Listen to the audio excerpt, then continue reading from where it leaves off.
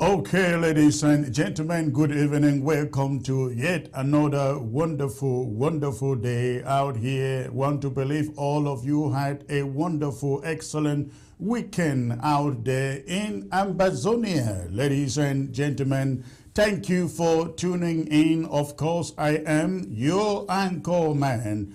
Your anchor man, Chris, I know. Thank you for joining the broadcast today. Of course, we continue to ask the question. We want to know who owns the land, and we are not fools on the hill. We want to rule from Fako to Ndonga Mantung, the land, the territory that is called the Federal Republic of Amazonia. Once more, it's a great privilege to be with you today. I am very, very excited with this broadcast of today, and I'd like to say welcome to every Amazonian from Asia, watching me from Asia or tuning in from Asia. I like to say welcome all of you also joining from Europe, including the United Kingdom. All of you also joining in Canada, from the continent USA, all of Africa, from the sub-Sahara to North Africa. I'd like to welcome all of you. Of course, I can't forget those of you in South America, those of you in refugee camps, on the way to the USA, in Mexico. They call it Mexico. Some call it Mexico. Mexicans pronounce it Mexico. Ladies and gentlemen, thank you for joining from Brazil, from China, from Singapore, Australia. Thank you for tuning in. It's going to be very, very exciting today. Lots and lots of things happening out there. And when you see me here, of course, you can trust, take it to the bank, that I bring you updates. I bring you updates. What is happening out there in the home front and here in the diaspora, in the Amazonia struggle for independence actualization.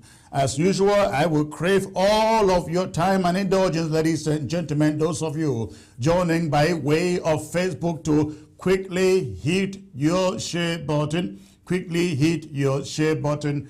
Let us make it 1,000 people in the next 5 minutes. I want to see 1K reading on my screen. Then I come to you with the presentation of today. I'm going to be talking to you on a very sensitive topic, ladies and gentlemen. Not only one, but about 3 of them. So please do me that favor. Go ahead, hit your share button. Let everybody out there know the anchor man is not live. He is alive. That the bullets, none of the bullets have gotten hold of him.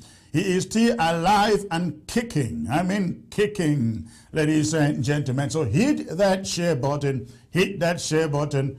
Let them know. Nothing can take me away from here. Nothing. And I mean nothing. The caterpillar hasn't come yet, ladies and gentlemen. Hit your share button. I can see the numbers jumping now. If you are just joining the broadcast, ladies and gentlemen, please go ahead and hit that share button. Hit that share button. Let us quickly get this platform saturated to the brim, of course.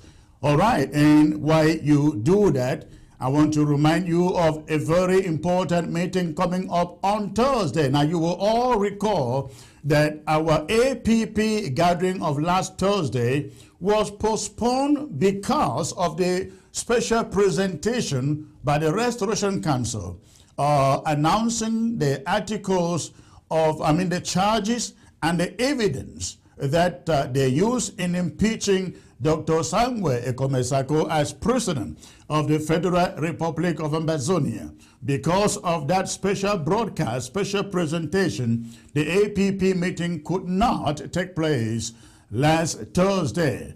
But coming up this Thursday, it promises to be a do or die. Let me call it that way. It promises to be a do or die, ladies and gentlemen, for Amazonia, for the struggle. So by this I wish to remind all of you, the APP meeting is coming up on Thursday. It is coming up on Thursday in the background of the Restoration Council meeting yesterday, which many of you were in there. I think at the maximum, it went up to 450 participants in that Zoom town hall called by the Restoration Council. And by the way, they did a great job trying to explain certain things that Ambazonians do not know. And though it wasn't enough, many people wanted some speedy action coming from the Restoration Council. They were able, ladies and gentlemen, to explain the way they do things and why they have done things the way they have. I will be coming back to that subject with my guest for tonight. But please, I want you to go ahead, hit your share button. I have not seen up to 400 yet. It is slow. Please, if you are joining the broadcast, you hit your share button, especially on Facebook. On Facebook, please hit the share button. Let the numbers jump. I've heard somebody say that, I don't care how many people are watching. He doesn't care how many people are watching him on a broadcast. I mean, I heard somebody said that in one other TV set. Say, I don't care. It's not about the numbers.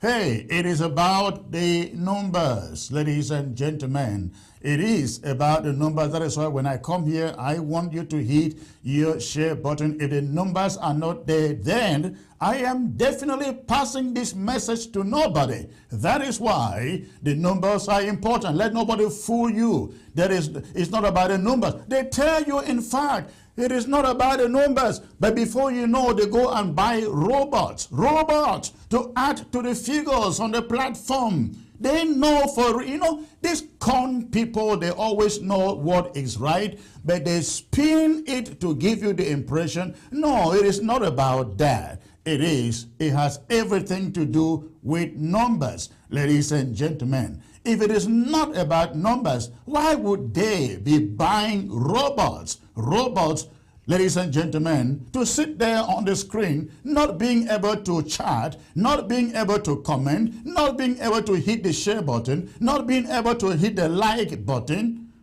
That's how you know when robots are watching. They don't chat, they don't comment, they don't hit the like button, they don't hit the share button either, ladies and gentlemen. So please, I can see the numbers again are climbing. Go ahead, hit your share button if you have just joined. If you have just joined, you go ahead and you hit your share button, ladies and gentlemen. Now again, on Thursday, the APP meeting that was postponed will be meeting, and these meetings, constituent meetings, are open to every Ambazonian.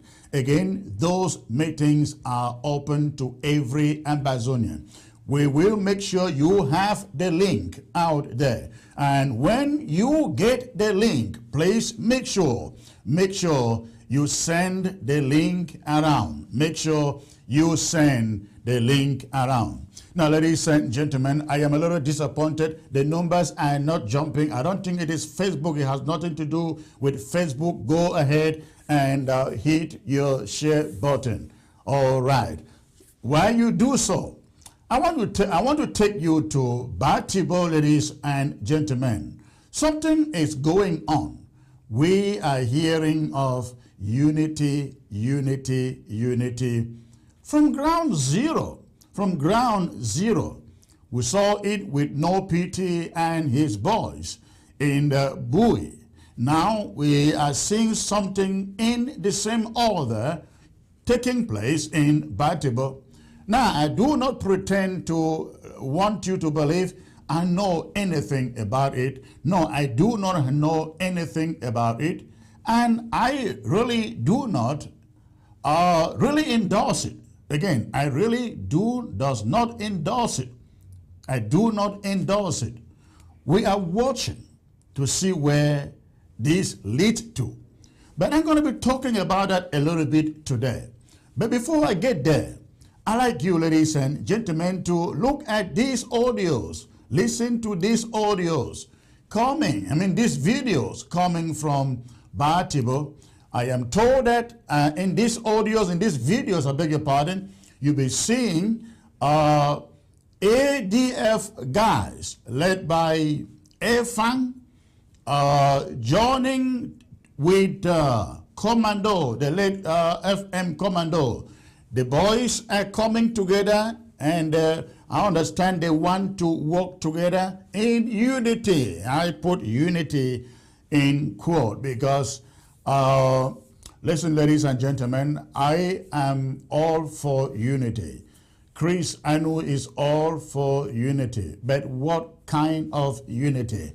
That is the reason why I said I do not pretend to know anything about what is going on in Bui and in Batibo, but I look at it, I take it very, very cautiously. Very, very cautiously. Now, this is what is going on in the Batibo, ladies and gentlemen. You take a look at that. I know it don't be much because a lack of word. The way to Anita say this war will like Republic now on us in our war. None of some people.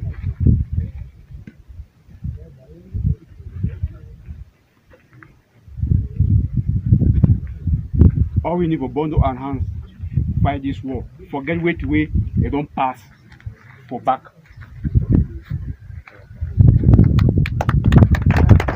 Don't do now for the go. No look back because if one look back, like nothing see over there today. That's it. Like because we will not look back. We don't make a lot of errors. And this unity, what they do inside Momo, maybe as an example for all the unity they do on ground. May they copy the very skill so that our independent. It's already near with this. This gesture will don't make up today soon. Even that book inside Nyana or inside Momo. When they will see and they will understand, say something is coming. No.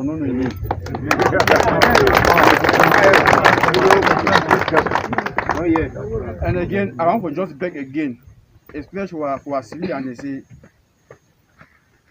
if we soldiers will fail today, now our people they be the cause. Pikin na one, Mami na one, Papa na one. No matter say no, don't want to go in, don't want to go busy, don't want to go all na one.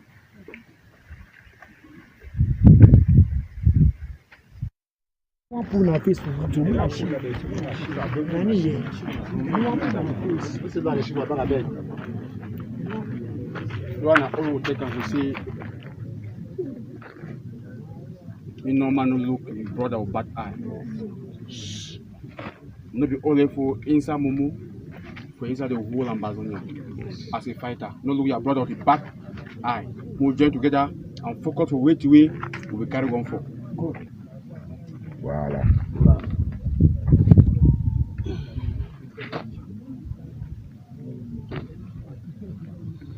Voilà. Okay.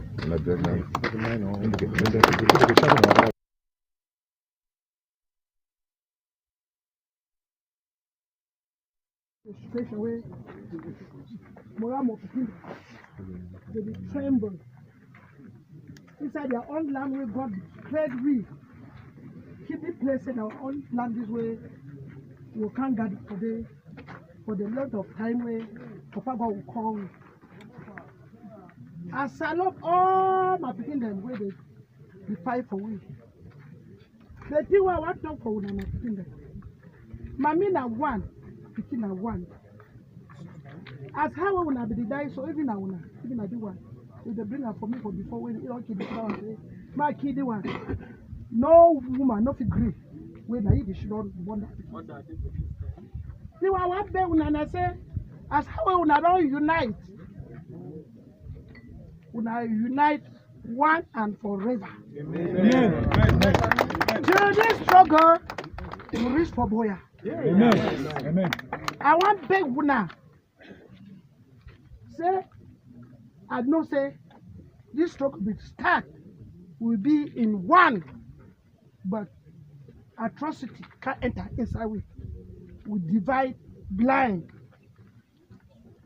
At the bay when I say, as how when I go before, man when I not fight for position. When time for position go come, when I position.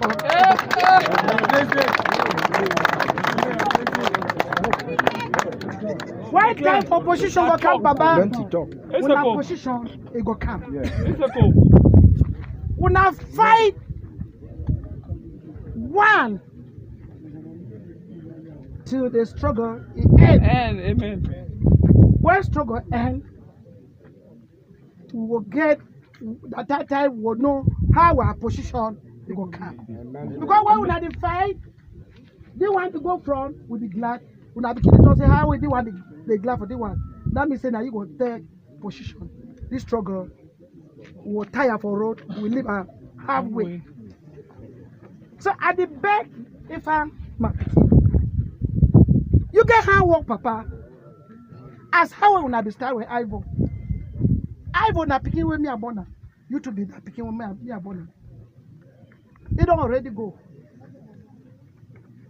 Continue that work. We will join together, move these people until we get wakako. Where we get for chop, we get joy. Chop sufficient crops way. Now we work out. But now the public is taken for we.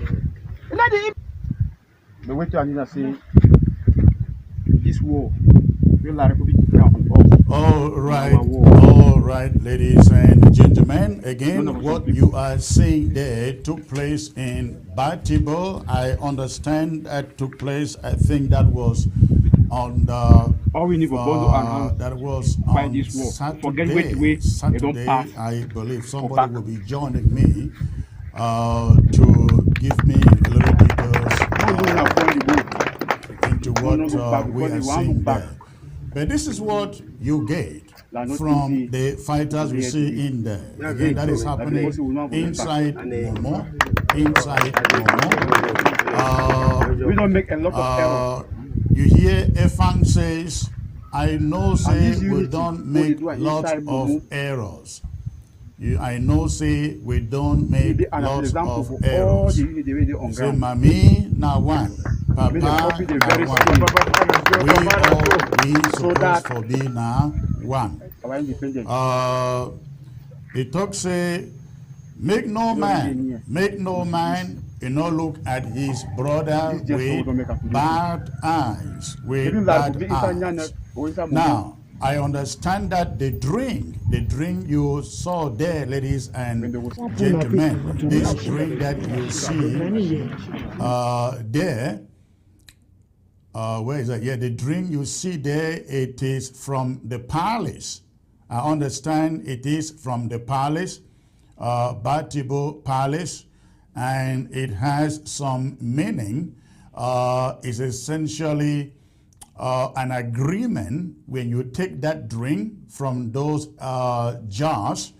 It is a form. There is a form of initiation that comes along performing this ritual, drinking from those jars that you find there. Now again, we have learned that this took place in the Batibo. Now, the fighters of General Commando and those of the ADF led by General Efang, the man you find there with long beards.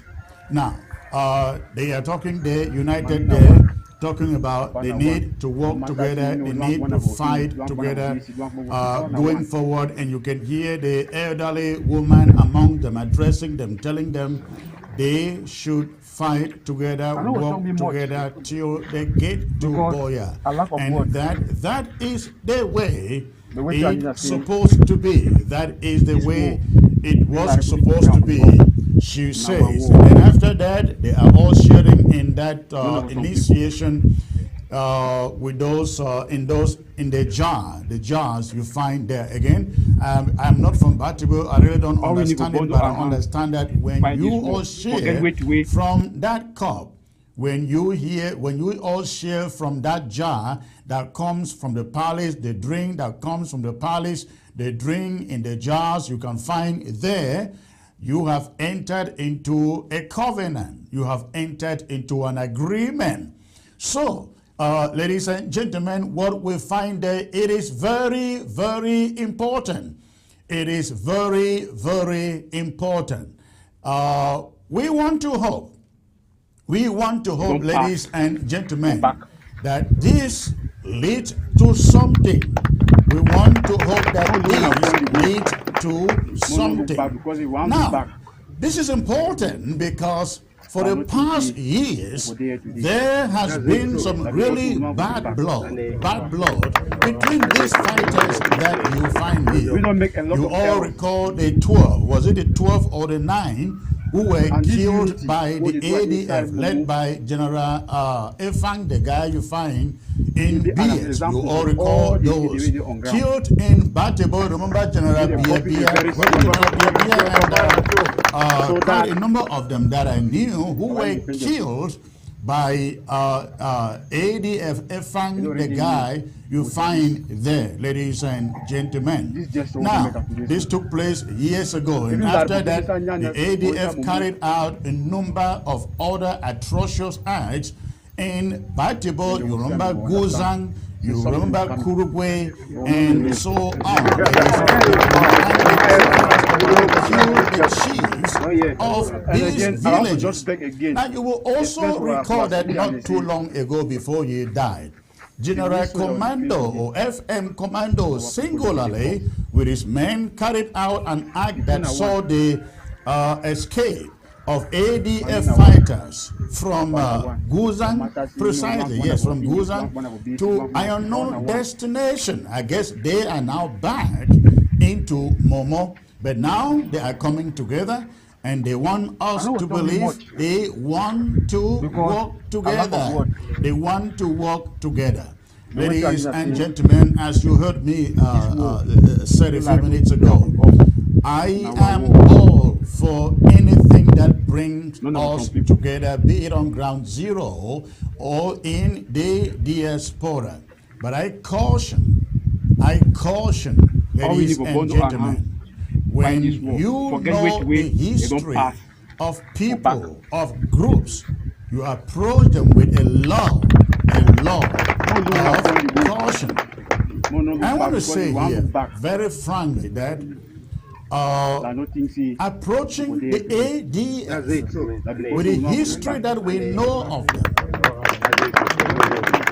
I don't know how good it is at this moment. But who knows? Who knows? Maybe they are repentant. When they say that the same mommy, that the same papa were born us, when they say we know we have made a lot of errors in the past, when they say no man, no look a brother with bad eyes, wonderful pronouncements out there. But I want to hope, ladies and gentlemen, this ends in true unity, true fighting together, ladies and gentlemen. We want to see this happen. We really don't know how good or bad this may be until you give it time. I have personally seen what is going on in Bui, when No Pity moves his boys from Ketunja to Bui and says he is uniting the fighters up in Bui. Sounds always like a good thing. But one problem I have seen in that kind of unity is when, if you are not part of it, you are now treating You are now threatened, and that is the case with Isubu and FM no PT. Right now, they won't see eye to eye because I have heard statements like, if Isubu is not part of this, where we're going to come after you. That is no longer unity. Unity should not be forced. It should be through conviction. Through conviction. Convince the other party. They have no reason to fear you. They have no reason to be scared by you. Then, when they come to war with you, fight with you, that is true unity. There should be no unity that is meant to conquer other fighters or other teams. That is what I think is going a little bit wrong with what is going on in Bui. Because I thought, if no PT should stay in Ngo Ketunje and unite all the fighters in Ngo Ketunje, then communicate with Isubu, unite the fighters in the Bui. That is the kind of unity that we're looking for. Then when it comes to fighting, no PT can stand in Ngo Ketunje, call Isubu in Bui and say, hey, we need your backup. We need your backup in Sabga. We need your backup in Jakeri. We need your backup in, and then Isubu does the same thing. We need your backup in Kumbo. We need your backup in so and so place. Ladies and gentlemen, that is what I thought unity and collaboration should be on the ground. Any unity that is meant for others to capitulate is a wrong idea. It will not last. It will not last. And we hope that what we are seeing in Bui and in Batibo is exactly not so. We hope that the ADF is not about getting the commando boys to capitulate in Batibo. Again, only time will tell, ladies and gentlemen. We just hope that is not what is happening. That should not be what is happening. We are watching. We are waiting to see what this is all about. What this is all about. But this sends a message to the diaspora. The diaspora that is in factions, fractionalized, ladies and gentlemen. We also want to see diaspora coming together, talking collaboration, talking reconciliation, talking unity. But of course, I will also approach the diaspora very, very cautiously. I can't count how many people and some of the groups that have called me and said, Secretary Chris, let's make this to happen. Let's unite and make this to happen. And I say, yes, let's unite and make this to happen. But ladies and gentlemen, I am not stupid. We're not going to approach anything out of a rush or out of pressure. We're not going to do that. We must approach it with a lot of caution.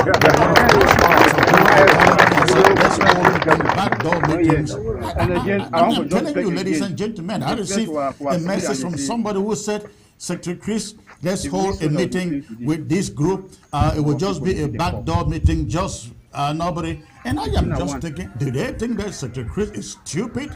Do they think that Secretary Chris is about to leave the interim government? Do they think that Secretary Chris is about to sell the interim government? What backdoor meetings? If you are not capable of holding open doors meeting, please don't give me a call, don't send me a message. That is very, very insulting. Okay?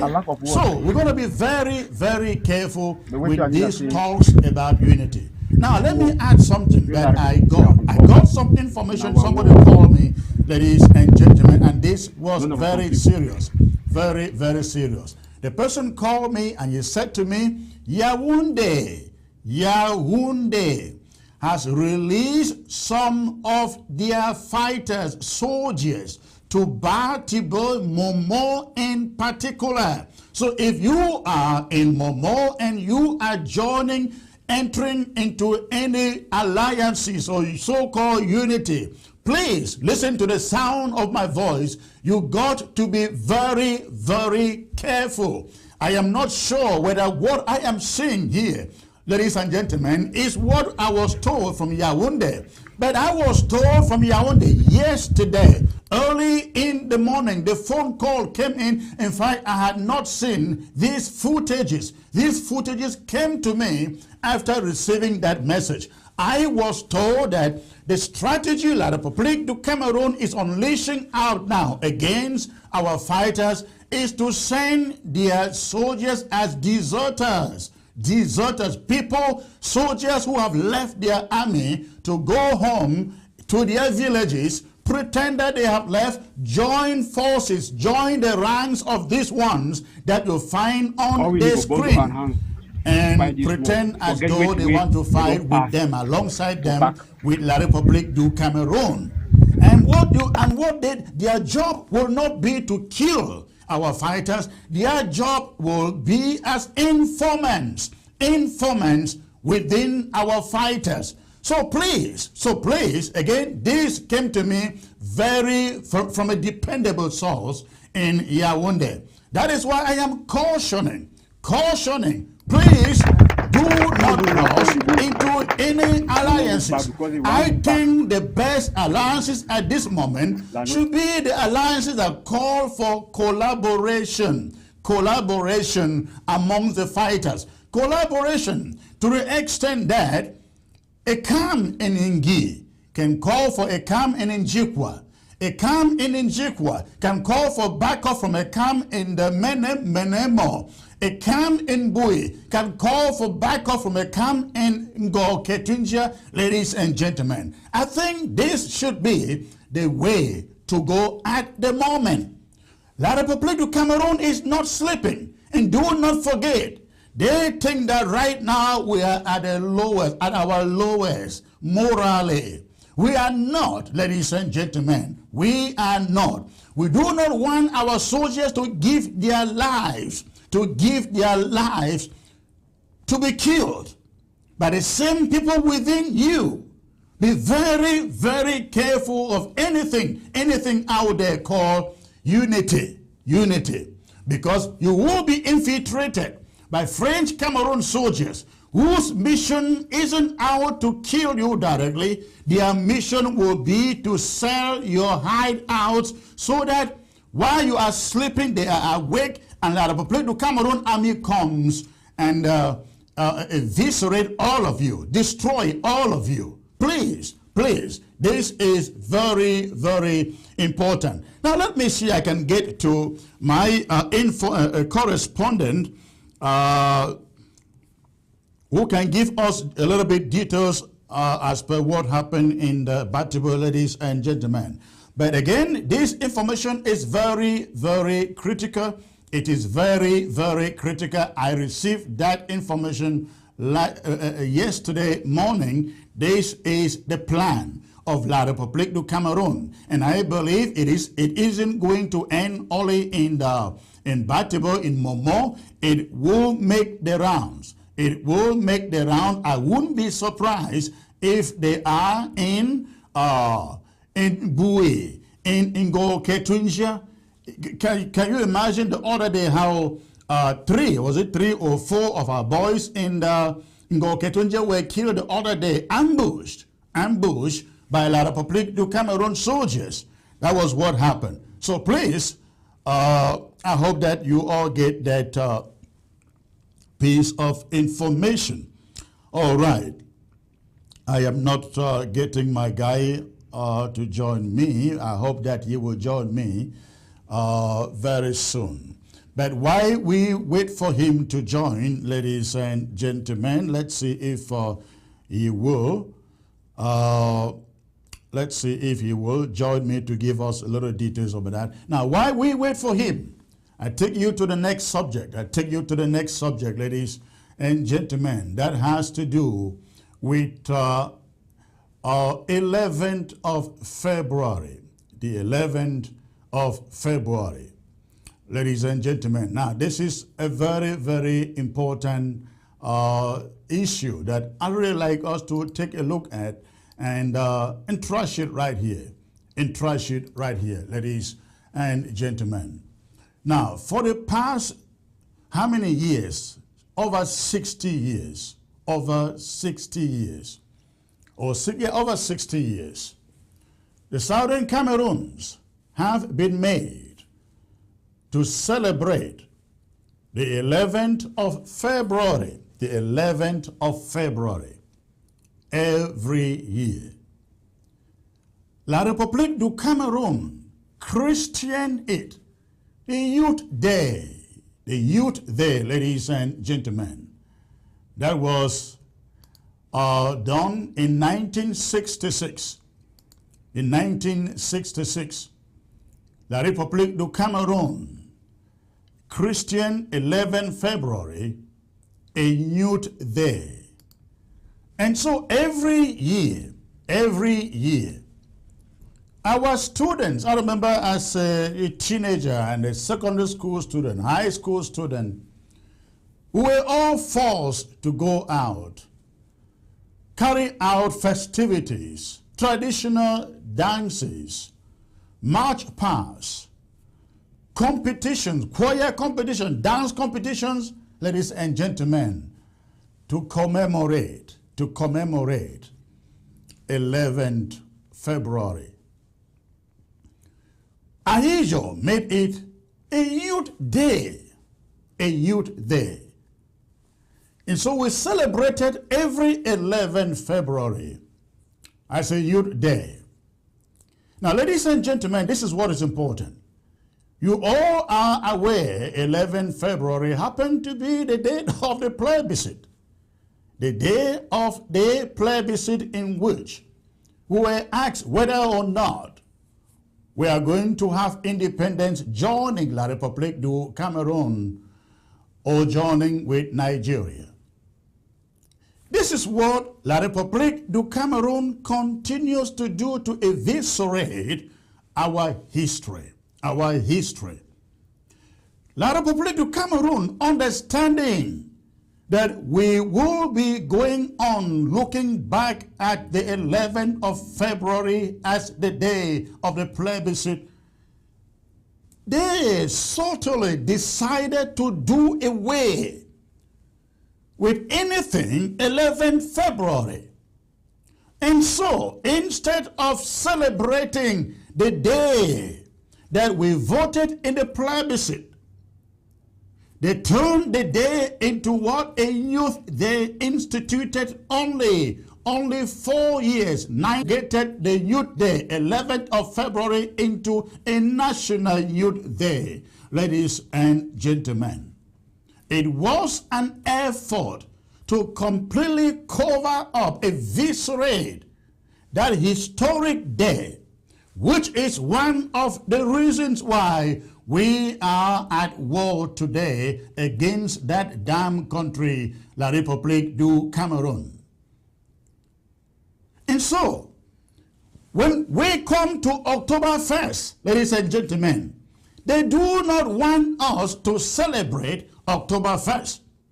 But when it comes to 11th of February, they did not also want us to think about it as part of our history.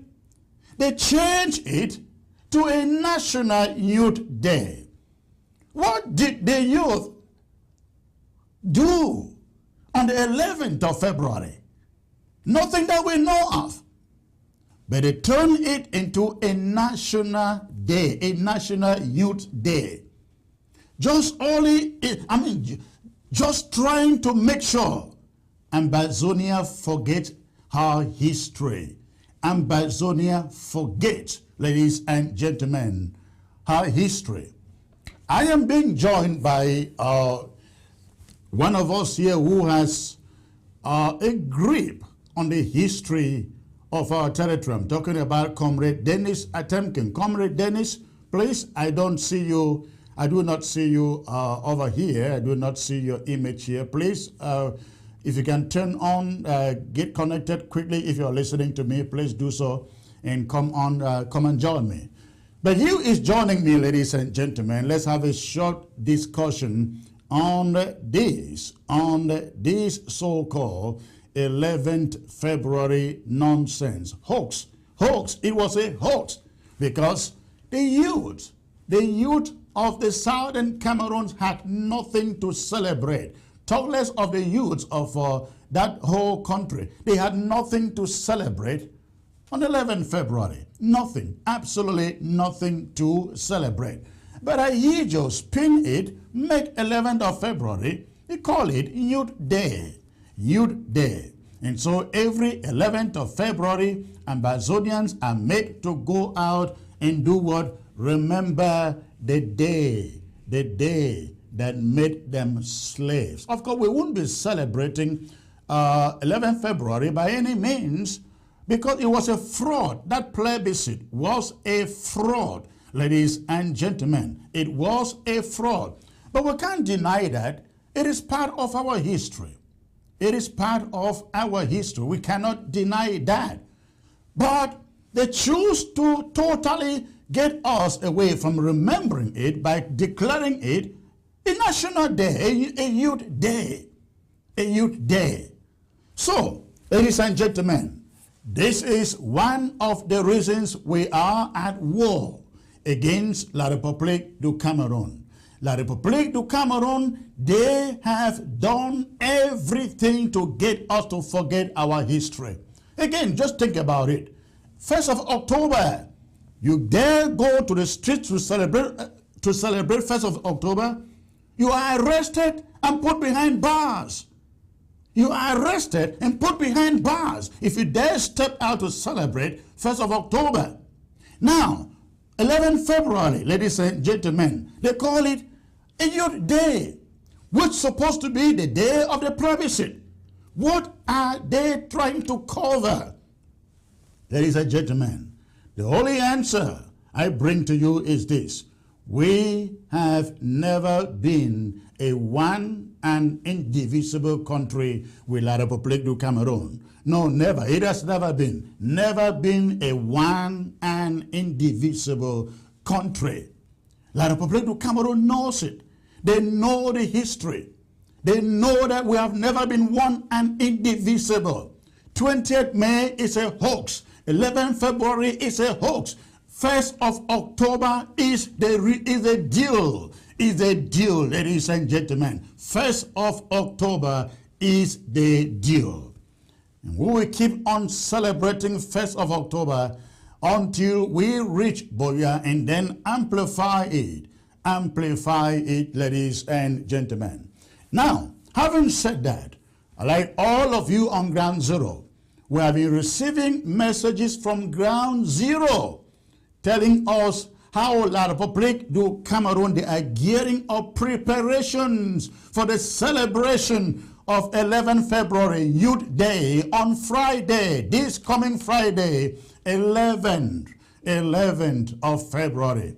Ladies and gentlemen, I had to consult with the ANC people. They are meeting in a meeting now, but we have discussed about declaring Friday in all of Ambazonia a lockdown ghost town day.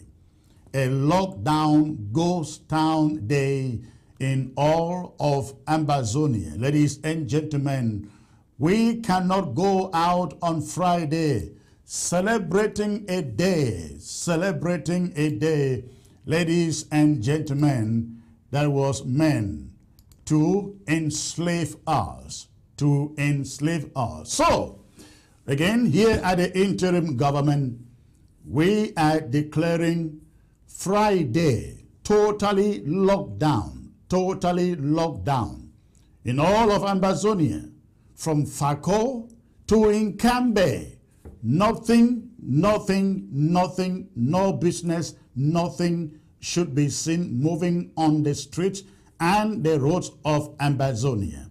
Friday shall be locked down, totally locked down, no vehicle movement anywhere in Ambazonia. We cannot participate in this hoax called Youth Day, 11 February Youth Day. Ladies and gentlemen, it is not our day. It is the day of slavery, the day that they coerced us, they got us to vote for something that we were not consulted. Ladies and gentlemen, 11 February is not October 1st.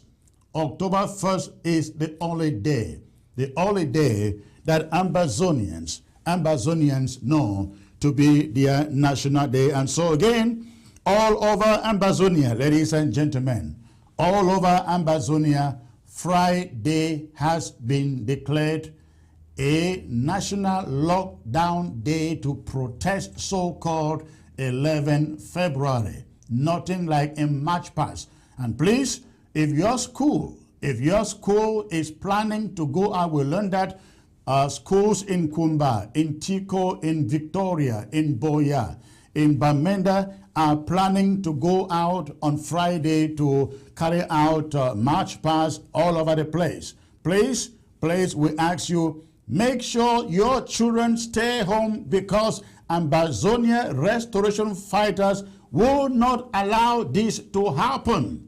They will not allow this to happen, ladies and gentlemen, in Ambazonia. Take note, again, Ambazonia restoration forces will not allow this cacophony of a youth day to take place anywhere in Ambazonia on Friday. Friday is a lockdown. You defy it, you go out for any business, you go out for any festivities, you do so at your own risk.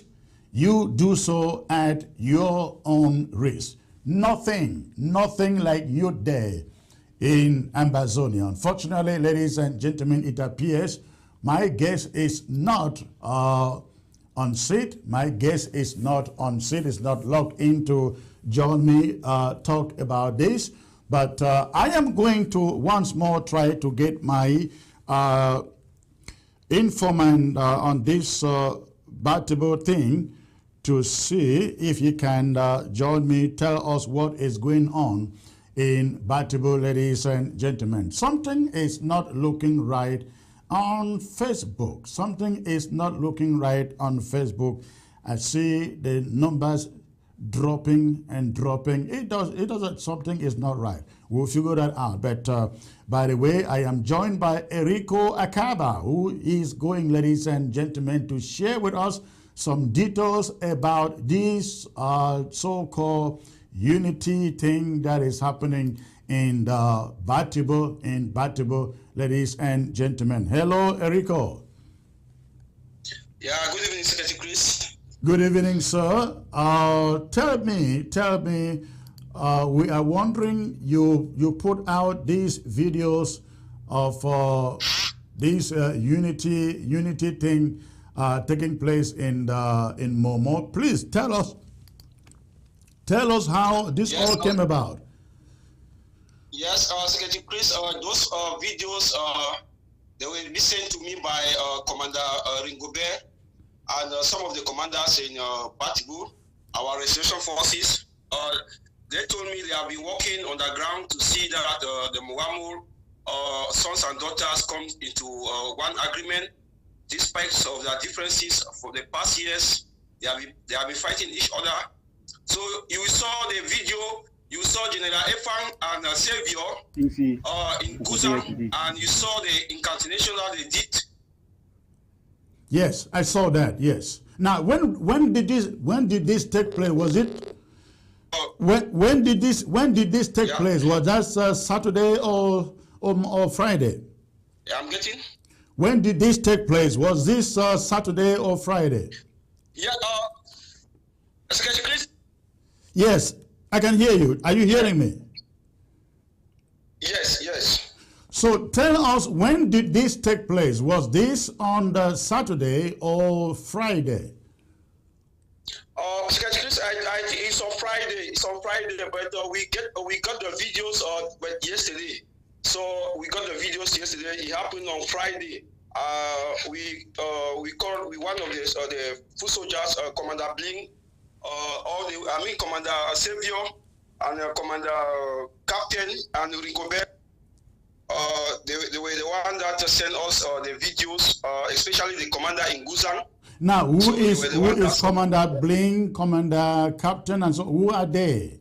From which camp are they? Commander Ringobel is the successor of Commando. I think is the commander after Commando, and then Commander Savior is a main general in Guzan. And then Commander, we have the other one in Besi. And then the other one they call the SG. They are coordinator. I think they were the people in that union. So yeah. So you see Efang in that video with Savior. I think Efang were crossing that stick. They call it Maraku. In the behalf of ATF, why Captain Savior were doing it in the behalf of the restoration forces. So that's what took place. And what they told me is that they have been doing this underground. So that's why you see the ATF, they don't have the videos because they don't want any diaspora to get any idea of what was going on. So that's what they told me. So, these are the boys of the late Commando and the boys of the ADF. Yes. Are they really comfortable doing what they are doing here? Yes, Secretary Chris, to my best of my knowledge, what they told me is that they have been working. Commander Ringobert told me 1 week ago they were in Ashong with Efang. And the other days, the Efang were in Guzang. They were all jubilating and drinking. So they have been working this all along behind without the diaspora knowing. And he said they were being motivated by what they saw no PT doing. So they thought it's high time for the Mogamo to come together. So we don't have any option. We are just diaspora. So I said, okay, we don't have any. You are breaking.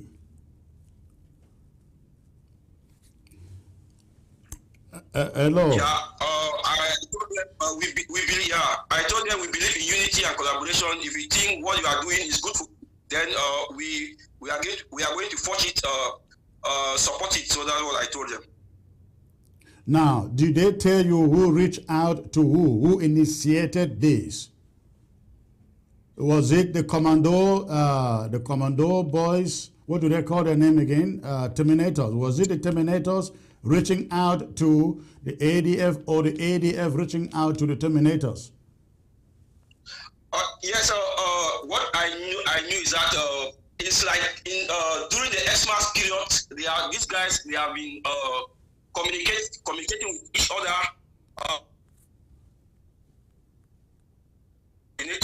He told me at one moment F came to Guzang, they met and they discussed about it. And then at one moment, he also went to Ashong and met Efang. That's where they started collaborating and seeing the way forward to come for the unity we also. So that's what they told me. Did they say whether or not they have communicated with the political leadership of the ADF? No. That's why you see the video came late, and you if you check the walls of ATF, you know see you can't find the videos there because they said they didn't want any diaspora to know what is going on. So even us, we were communicating with the guys, but they didn't tell us what is going on. So we just they took us on surprise. So that's what Ringobert told me. Keep it placed in our own land this way. Okay. Now, tell us a little bit about this initiation, this libation of a sort that we find conducted here by sharing these drinks in the calabash, in the jars. What is it all about? Okay, Secretary Chris, if you see the Mugamu people, they will best believe. You will see the stick. There's a stick that that you see the stick on the floor. Yes. They call it banaku. That stick is from the palace. And if you swear in that on top of that stick, then you cross on the stick. Any bad intention that you have, you will not survive. And then you see the calabash. There are some incantation in that calabash. After that, they are going to break it at the market square or at the junction. So if you have any bad intention, you will not live for long. So those are the incantation they are trying to do there. That if you are coming, you come in peace. And if you have any bad intention, then what you are doing there, you will not live. So that's what they are doing there. The stick is from the palace. The stick is from the palace, and the jars also from the palace? Yes. So, yeah. What kind of drink is in there? Is it imbu or water? Yeah, I believe it's not water. I believe it's not water, and there are some incantation in that drinks, not just normal drinks. Now, there is a lady who was or who is in the background talking to the boys. Do we know who she is? I mean, her rank in the village, or she's just a regular person? I think it's one of their mothers. I don't know, but we don't even need to know her because of security. I just believe it's one of the mothers in Guzang. Now, you are in the diaspora from Momo. You certainly have had time to talk about this. What is your gut feeling about this unity? Yes, Secretary Chris, to me, I believe it's high time we look forward to forget about the past and we move forward because to my best understanding, the Mugamu sons and daughters, we have been killing ourselves. We have been killing ourselves every day because of this infighting. I think if the guys, they have realized that they can come together and unite and fight for the common goal, then it's okay. I also believe they told me grandpa was also grandpa in Bali also gave them the support. So and I believe if really they are for the unity, I support. If really they are for the unity, then I support. Because any person in this revolution who doesn't want unity, which means you don't want us to fight the common enemy. But if really they are for the unity, I give my support to them. Now, are you aware that there is a plot? I think I shared this with you when I first spoke with you about this thing for a plot by Yaoundé to infiltrate the ranks of our fighters, not just in Momo, but I was told particularly Momo, that is starting there. That's where they are starting. They're going to infiltrate their ranks and then sell their locations to the enemy to attack them. Do you people have such fears that not only a lot of public, but even some of these people that we've not trusted for all these years now coming together, are you guys afraid they can betray themselves or others?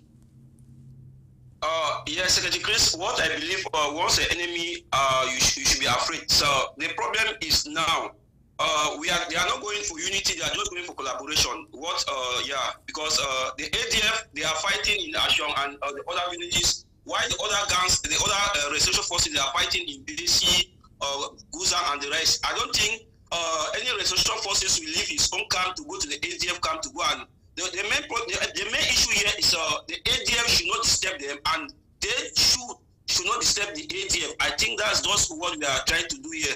Like if you want to leave Besi or Guzang to go to Ashong, you have an easy pass to go there without disturbances. I think that's the main objective. Not like leaving your own camp to go and join the other camp. No.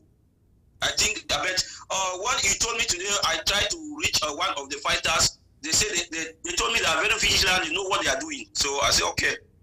So this idea is not essentially for them to fight together. It's just to see they can coexist in the same location. Yes. I think, yeah. Yeah. So that's what they told us, and the idea was not initiated by Diaspora. It was being initiated by the restoration forces, our restoration forces, and the ATF. So that's the message we got. Okay.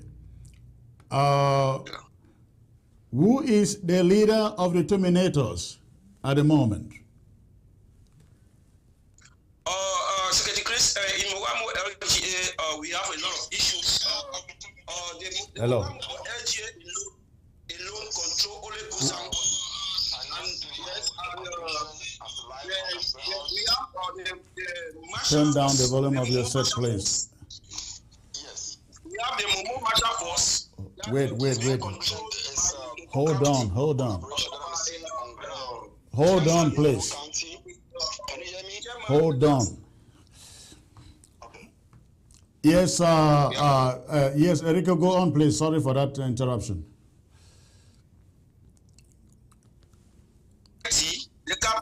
The camp of Mighty is not being controlled by anybody. Mighty is one of those guys that will be arrested in Nigeria. The 70 guys that will be arrested in Nigeria. Since they came, the Muamu LGA has not been taking any care of them, so they are just there. And then we have another camp in Besi. And then the commando camp, the commando camp is in Nuben. So as of now, the Muamu LGA control only one camp, the one in Guzang. Okay. So the Muamu people, we are trying to galvanize ourselves together to see if we can help these guys, because the Muamu LGA alone control only the camp in Guzang.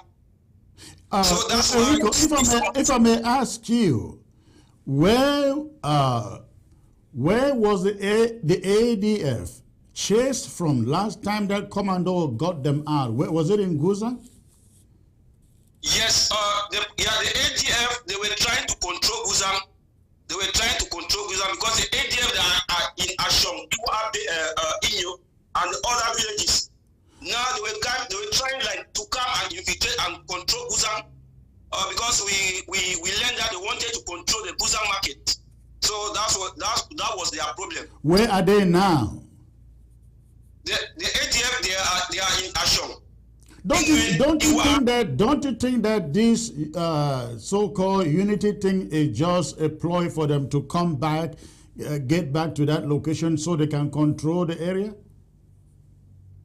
Yeah, Secretary Chris, that's what we thought. But the restoration forces on ground zero, they are giving us assurance, and we are just diaspora, so we don't have any say. We just support them, but we are telling them to be very careful. So that's it. But they are giving us a lot of assurance, so we don't. Yeah. All right, Enrico, thank you a lot. Thank you for the contribution. I hope that these guys are very smart to look after themselves and not give themselves to be betrayed. Okay, thank you, sir. All right, thank you. Okay, let me get to this other informant joining me from Maryland. Hello. Yes, good afternoon, Sir Chris. Good afternoon, sir. Yes, I appreciate you so much, Secretary Chris, for all you've been doing. Because without you, I think some of us will just lament. I want to thank what I've just seen that is going on in Momo County. I'm so glad, because I just want us to understand that there's a lot of hate speech and all what is going on. People are fighting in ground zero, so soldiers are fighting this one, people are dying and doing this because of most of the hate speeches are coming out from us, the diasporas. So we have to learn to appreciate when we see people that are trying to, there may be some certain mistakes in life. People may make some mistakes, but sometimes people need to realize themselves and they come back.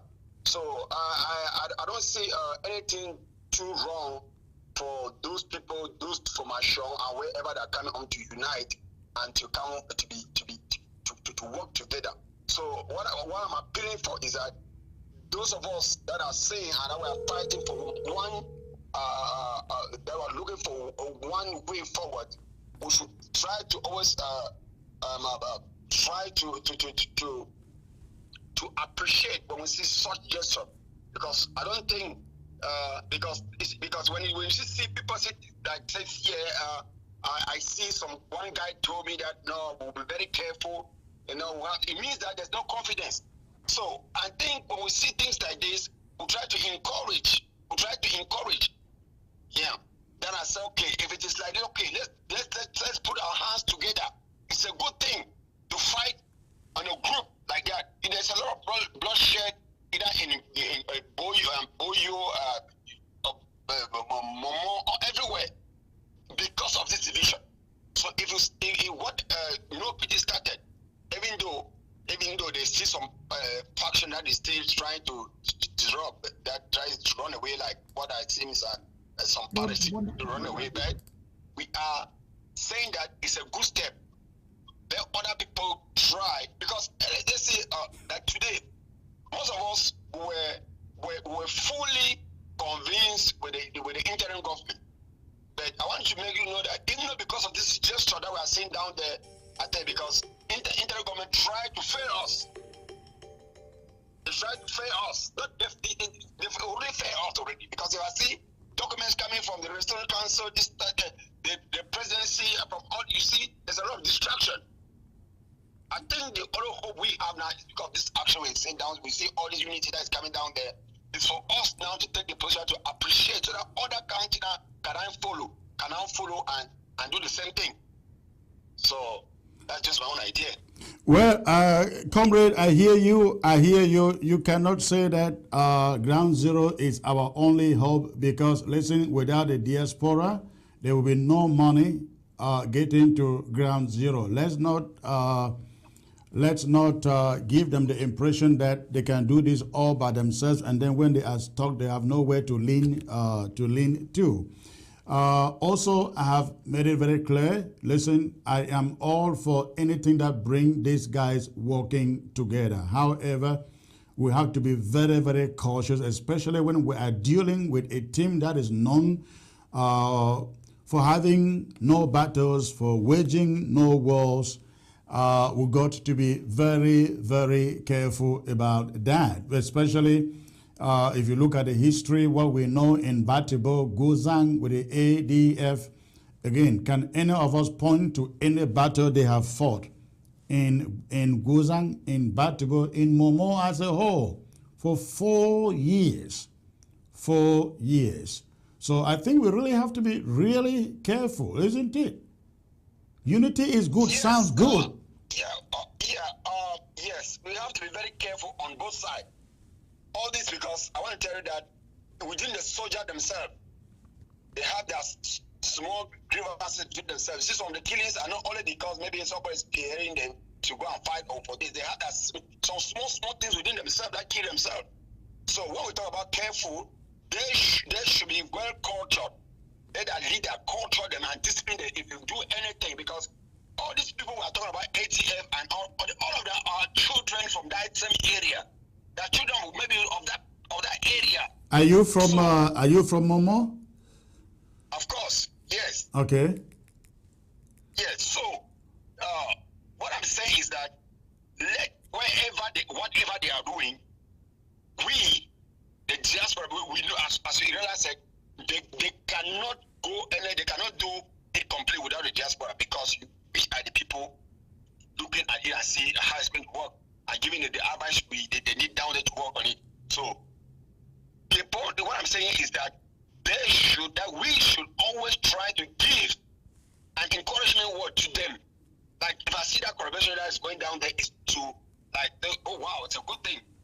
Like now we are now giving if anybody is calling, should try to give them advice. If somebody was there, maybe like from the other camp or maybe from diaspora that was trying to like infiltrate and cause confusion that they should fight and kill themselves, we said, well, we should be giving them advice.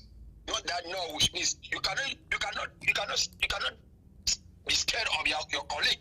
If you are scared of your colleague, how will you fight? All right. Because it is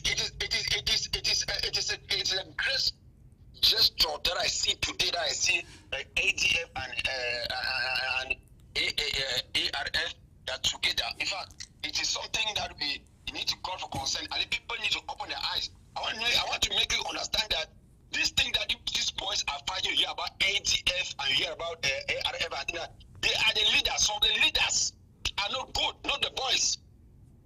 And that confusion that I said, it's the leaders that are causing other confusion. Well, I disagree with you. Not every fighter. If you say the true fighters are the leaders, you make a point. But if you say every fighter, for fighters who have not fought a single battle throughout this struggle, you say they are the leaders, we disagree there. But whatever the case, thank you for the call. Let me move on, sir. All right, ladies and gentlemen, let us move on to another very, very important subject here. Unfortunately, my guests for the day are finding it difficult to join. Let's hope that Mike Fusi will be with me as planned. But while waiting for him, let's get to a very, very important subject of the day. Ladies and gentlemen, talking about the meeting yesterday, two meetings yesterday, one by the Restoration Council and one by Dr. Samuel Ikome Sako. The Restoration Council had summoned a meeting, a town hall yesterday to inform Ambazonians the criteria, the charges, and the evidence they gathered before impeaching Dr. Samuel Ikome Sako. There were 450 people, 450 people who came in to that town hall to listen to the report from the Restoration Council. The Restoration Council explained, questions ranging from the Restoration Council being too slow, not being proactive, and not being swift enough in decision making, the division among them and so on and so forth was brought up, ladies and gentlemen, during the meeting.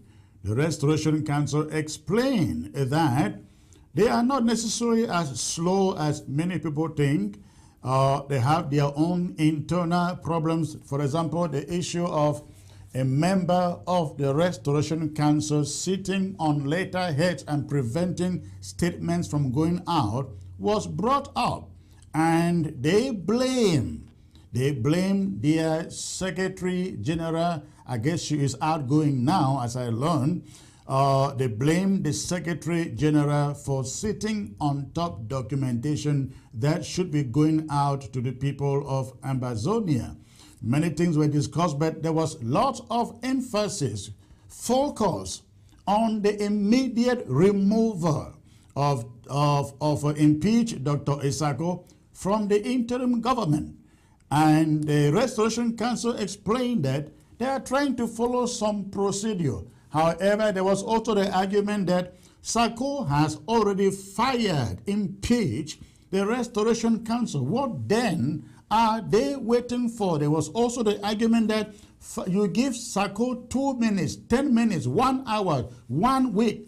He runs at the speed of light to do things that he was doing exactly yesterday, calling together a few people around him to raise money. He had told fighters on Ground Zero he was raising 50 million CFA francs for them this weekend. And you summoned that meeting while the Restoration Council was also at this meeting briefing Ambazonians as to what they are doing.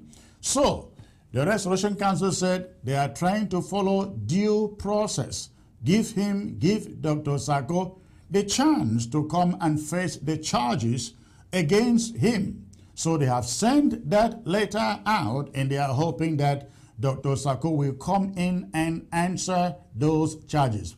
However, this is my own personal opinion. We have no doubt that Dr. Sako is not going to the Restoration Council. All of you have seen the letter he put out there a few hours before the impeachment announcement, essentially dismissing or dissolving the Restoration Council. So I wonder why he will go to a Restoration Council that he has dissolved. The Restoration Council that has refused to vote his appointees. A Restoration Council that swore him in, and he says, no, they made a mistake. The Constitution gave him an eternal presidency. So, evidently, Dr. Sako is not ready to go in, sit before the Restoration Council to take questions and to answer them. So, we are watching and waiting to hear what comes out from the Restoration Council this week, between now and Thursday, I guess. In the meantime, the APP, Ambazonia Peace Plan, meeting the Constituent Assembly that meets every week, will be coming up on Thursday, and Ambazonians want to see a new leader. A new leader. In the meantime, we have now gathered that Dr. Sako gathered his little Iringwa clique yesterday, and they called in people to call them, announce donations which they will not recover. Ladies and gentlemen, it was all about sound bite. No, the announcement. They will go out and announce, oh, we've raised so much money, Dr. Sako has raised so much money, so that Ambazonians are placated to believing that Dr. Sako is still supported. He is still so much supported. Look at how much money they have raised. You see, that was what that fundraiser was all about.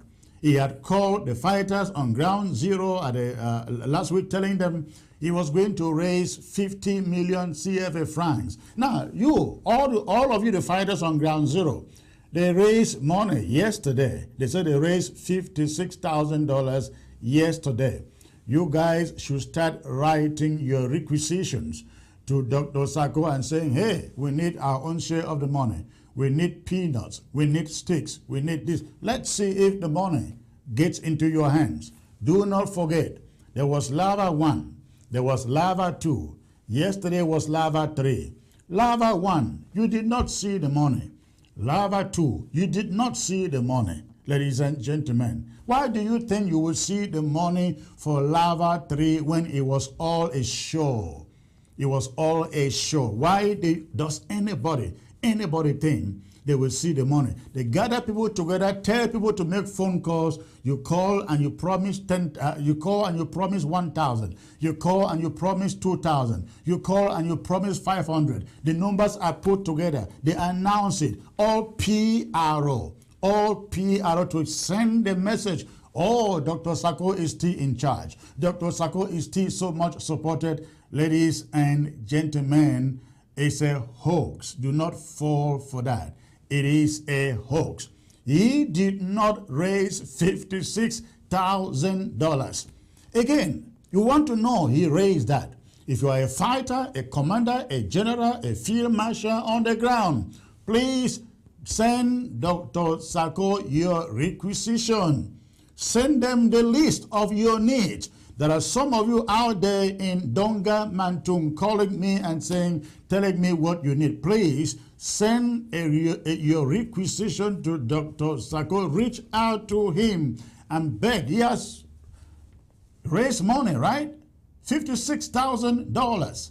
$56,000. You guys should write to him. Ladies and gentlemen, do not be fooled.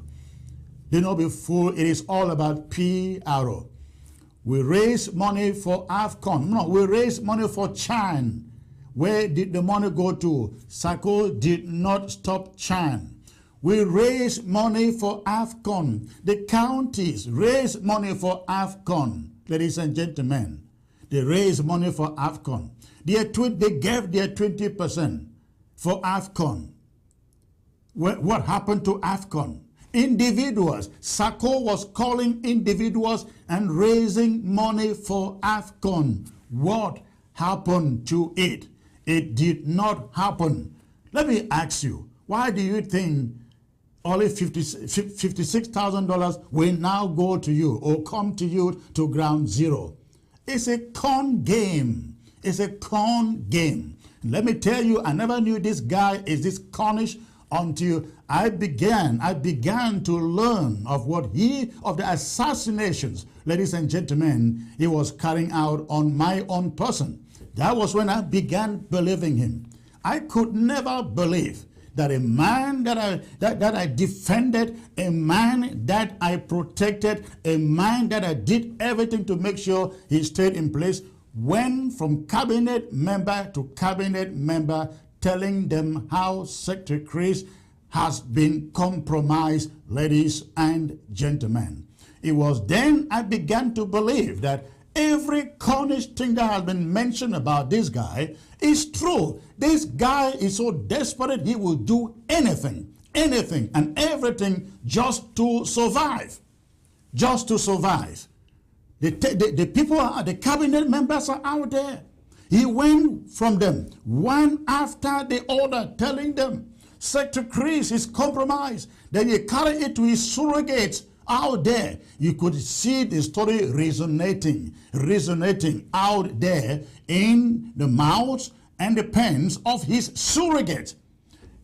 One of these days, I will bring those cabinet members to this television set, and they will tell you.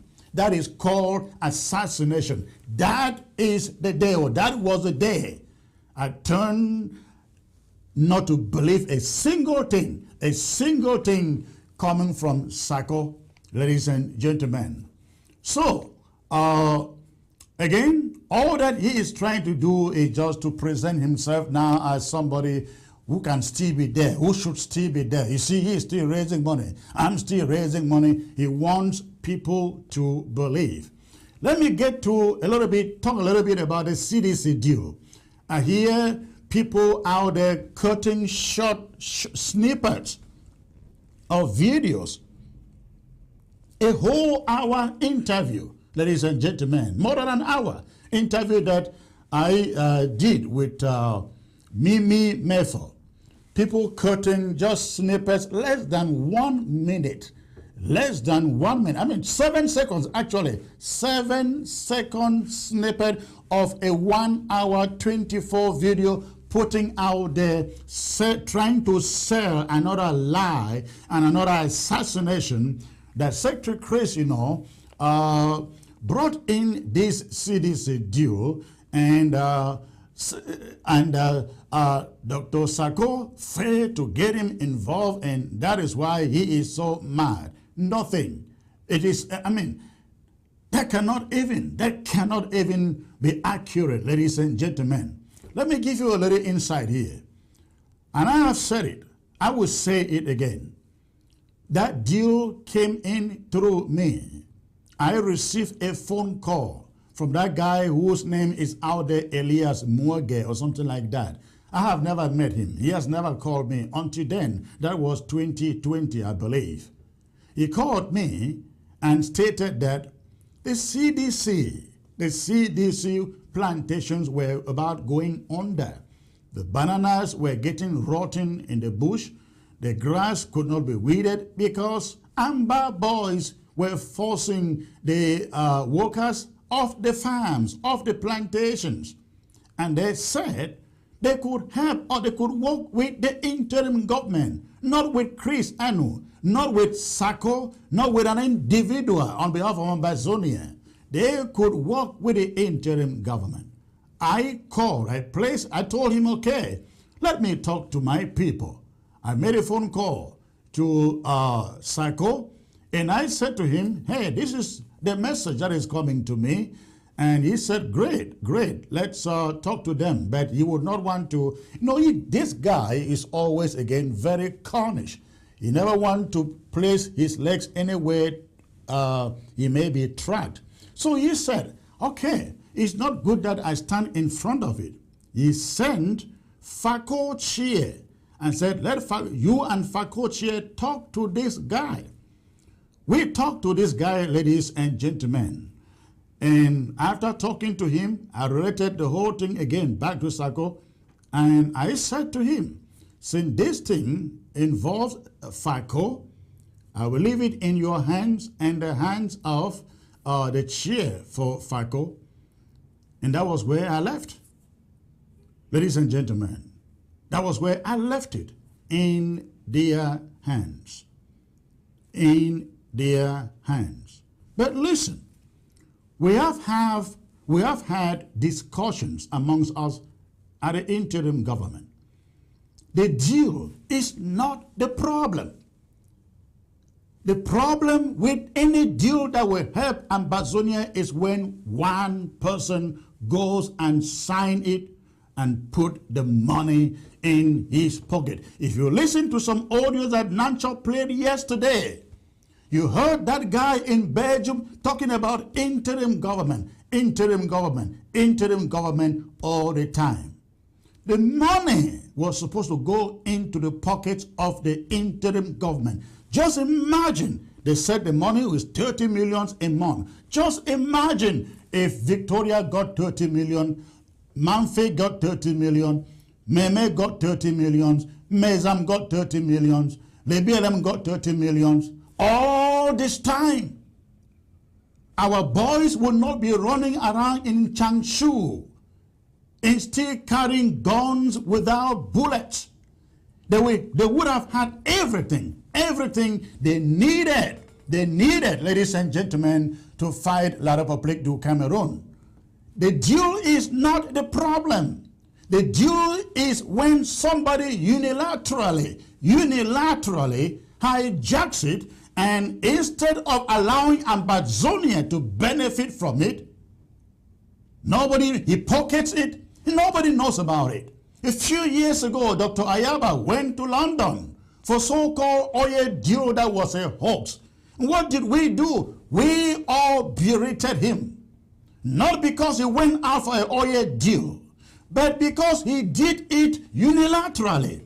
People in this team were not aware of that. You cannot leave Europe, go to London all by yourself to mortgage anything Ambazonia, all by yourself. But what Sako did, ladies and gentlemen, is bigger than that. So yes, the deal is placed before him, and I said to them, you and Fako Chair, you take care of it. I'm walking away. Ladies and gentlemen, it will surprise you. Now, after walking away, I think it was 4 months after, I called Dr. Sako and said, hey, how did that deal go? And he said to me, well, the offer was too small and we decided not to take it. The offer was too small and we decided not to take it. I took him for his words. Never had to ask anything. Because the reason I went back to ask him, ladies and gentlemen, was because if any deal has to be entered into, of course, the president has the right to negotiate it so that it doesn't spread out. He has the right to negotiate to the last moment. Then get to the Restoration Council, at least the chair. Get to the vice president. Get to the treasurer. And say, this is the deal. This is what we have on the table. He cannot unilaterally all by himself enter into any deal on behalf of Ambazonia, no matter how small. He doesn't have those powers. And nobody does. Nobody does. If any deal will be entered into on behalf of Ambazonia, the Restoration Council, at least the leadership or the chair, must be aware. The vice president must be aware. The national treasurer should be aware. But where were they, ladies and gentlemen, in this CDC thing? That is the problem. That is the problem. So I called Sako 4 months after and said, what happened to the deal? He said, no, their offer was too small. Now, he is out there telling people that, no, nothing like that ever existed. He forget this. But his initial statement was that nothing like that existed. Unfortunately, the same guy in Belgium, the agent guy who came up with this, who made the contact, If you all listen to one audio out there, fraudulent audio arranged by Paul Nealon, the guy says, no, I don't even know Sako. I never spoken to Sako. He forgot that he is in another audio addressing Sako and talking about the deal for the interim government.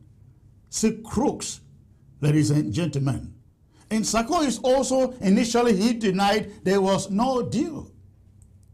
He forgot that I was involved, Mullah Idi was involved, he was involved. And then this guy, I mean, just to show you how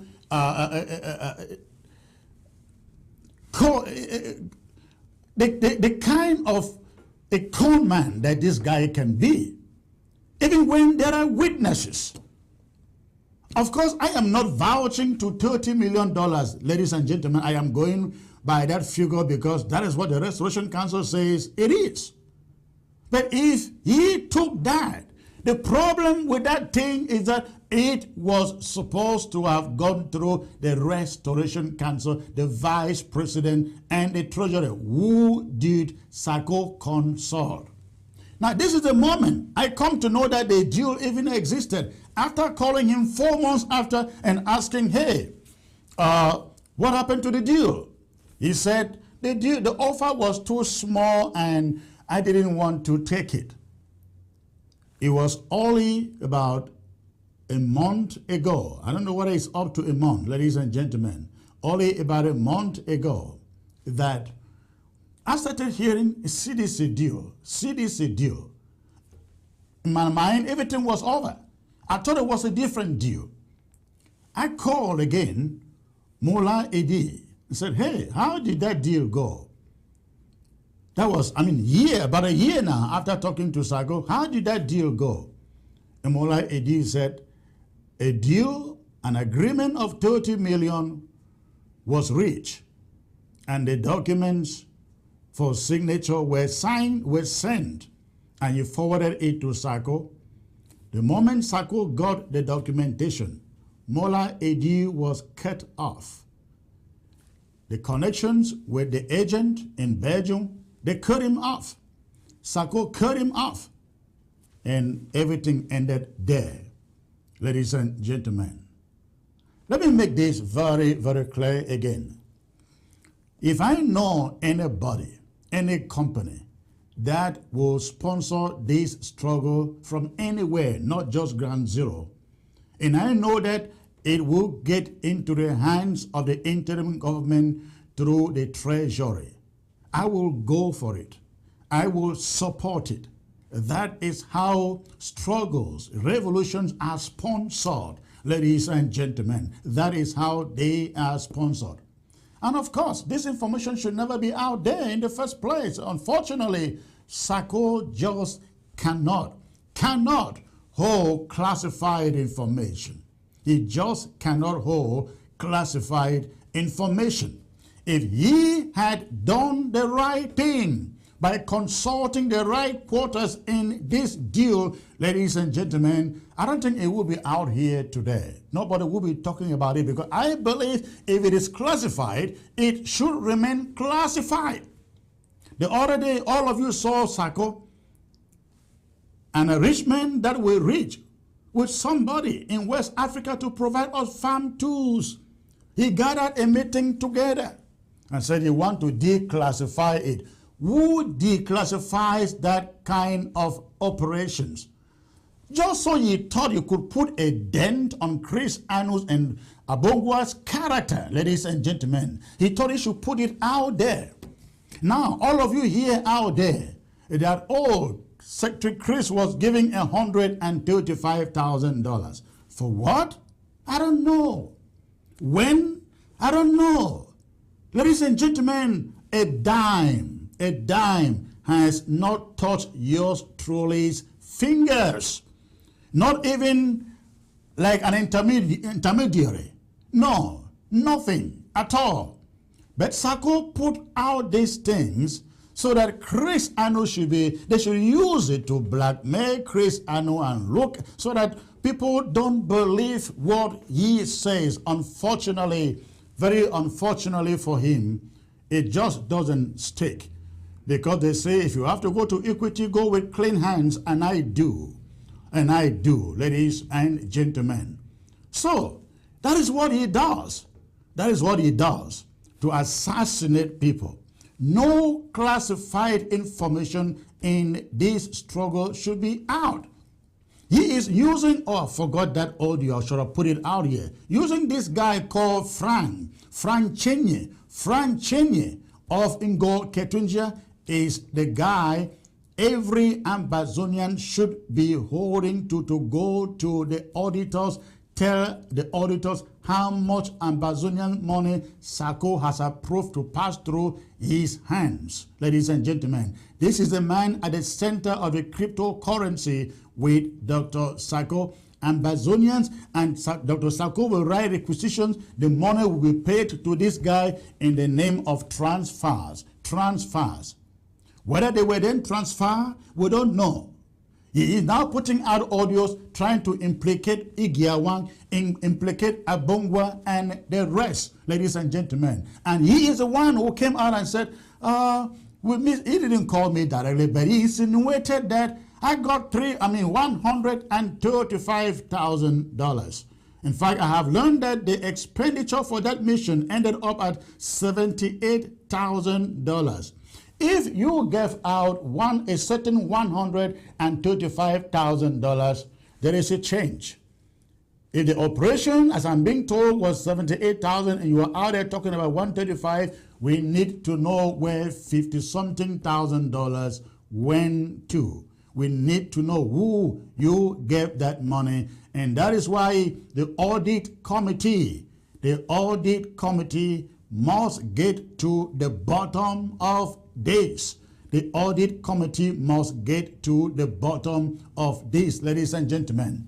The unfortunate thing here is that your county chairs, they are now hanging beside Sako, not because they care about him, not because he's a good leader. They are hanging behind him because they are all investors in this cryptocurrency. They get your money, they invest in cryptocurrency, and the boys on the ground are saying, no sticks, no peanut, and they are now trying to do everything by themselves. And your county chairs have taken this money, invested in cryptocurrency. And that is why they are still hanging around Sako. I hope that you all hear me. Your county chairs are hanging beside Sako, not because he's a great leader, not because he's honest, he's an honest guy, but because most of them, through Frank Chenye, are investors in the cryptocurrency business. And do not be surprised your draft money went into this cryptocurrency. Ladies and gentlemen, we will begin to expose them one by one. All right, ladies and gentlemen, my guests, none of them was able to make it here today. I will open the phone lines and have you have a say with all that has been going on over the week. So the phone lines are open. Please go ahead and make your phone call. And while you make the phone call, make sure that the volume of your set is turned down. Make sure that the volume of your set is turned down before you make your phone call. All right.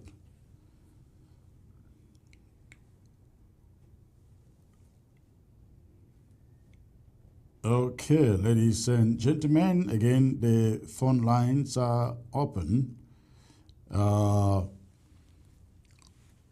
phone lines are open. Go ahead before you call. Make sure that the volume of your set is turned down before you call.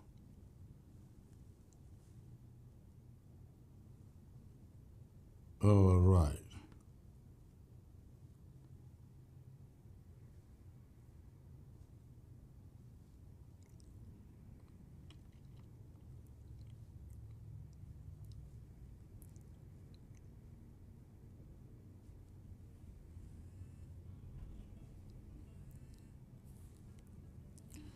All right, let's get to the first caller here. Hello. Yeah, hello, Mr. Chris. Good evening. Good evening, sir. Where are you calling from? Yes, I'm calling from Gabon. Okay. And what is the contribution? Yeah, Mr. Chris, I love the way you come out for your clarification. But there's one thing that is boring me now because I followed the Eric show last time. Eric said that as he want to blast Mr. Cristiano, said that Mr. Cristiano has built a house in Dubai, that you have bought a house in Dubai, and you are saying that you are Mr. Clean of IG. So I don't know, I just want a clarification of that, because people are talking that you are inside the deal, but you don't want to show yourself inside the deal. Thanks. I heard that, but I didn't think it's necessary to even talk about that. It's nonsense. Yes, because you want to see saying that Mr. Cristiano is a big thief in IG, Yeah. not only Mr. Sako. Right. Ignore that. They're just desperately trying to hang some mud on me. They're not gonna get it. Okay, thank you very much. Thank you. All right. Okay, who is next here?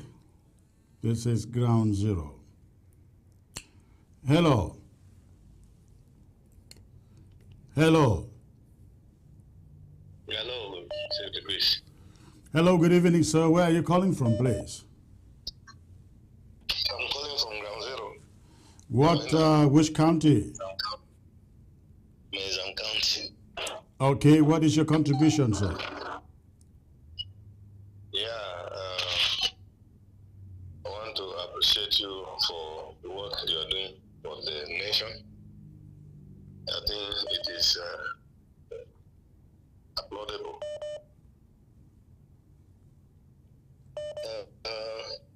Regarding the meeting that held yesterday, Okay. yeah, we don't understand why the code to the meeting was not given to Ground Zero so that we can participate. The link was sent all over. If you didn't get it, you probably were just unfortunate. The link was circulated widely. You were just unfortunate not to have it. Okay. Yes. Let me say something concerning Okatunji, like you mentioned us. Okay. Quickly, please. Quickly. Yes, regarding the unity that is going on now with no BT. Okay.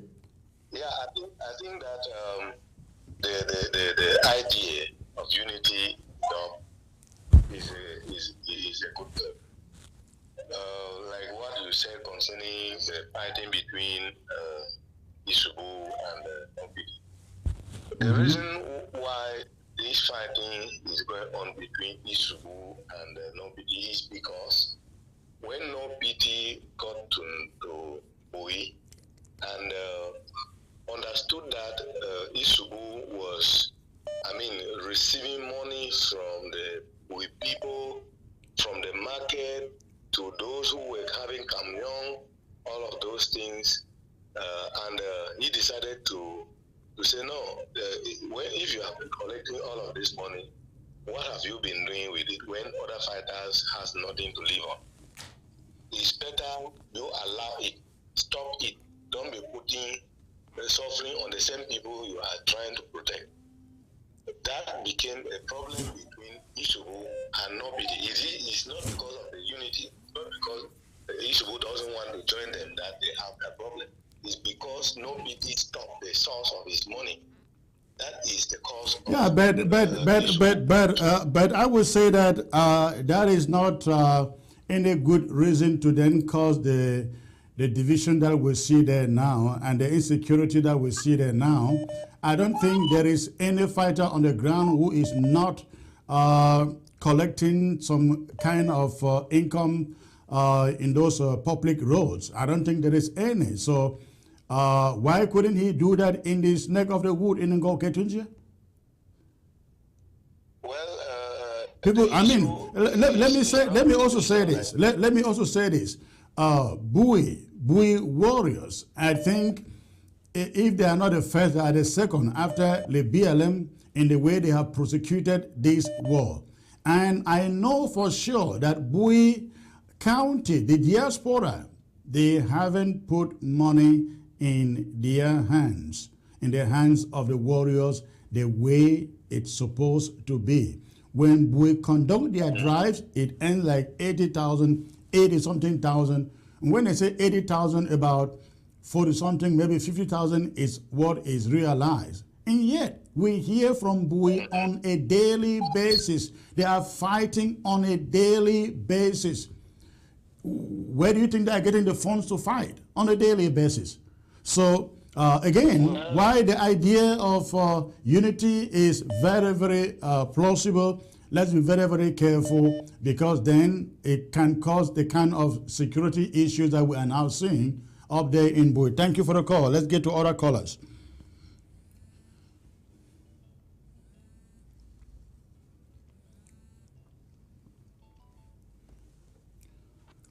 Hello.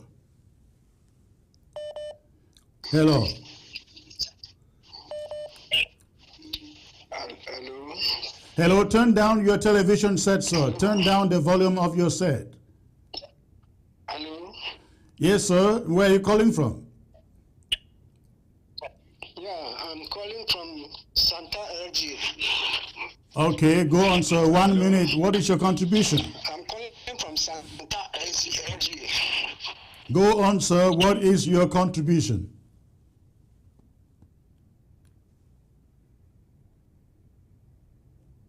That's a bad connection there. I guess it's a network problem. Let's see who is calling next here. Hello. Hello. Good evening, sir. Hello, sir. Good evening, sir. Sir, get to your phone. Get to your phone. You are like far from your phone. Yeah, it's okay. Yeah, it's okay. Good evening. Good evening. Where are you calling from? How are you today? How are you today, sir? I'm calling from Amanda. Okay, I'm doing fine, sir. What is your contribution? Oh, yeah. My contribution.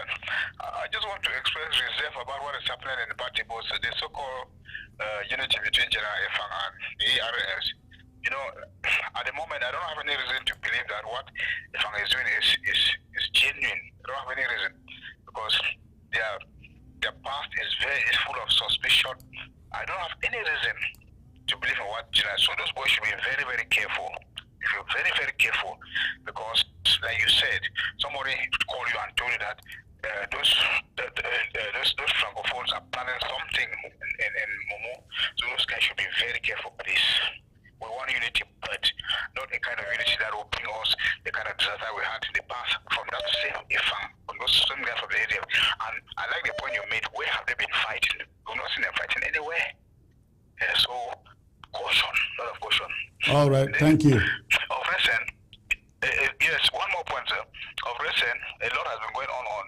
We see Dr. Sako desperately using people like Jennifer DK and so on Facebook, trying to paint a good image of himself. Look, Dr. Sako, you are going to fall, but if you are not careful, you will fall with great more pain that you are going to fall. We don't want you. Yeah, it has been proven that you are a criminal, you are not from Amazonia, so leave us alone, please. Don't try to fight. Otherwise, it will be more terrible than it would have been. Thank you, sir. All right, thank you, sir. Remain safe out there. Okay, let's get the next caller here. Hello. Hello.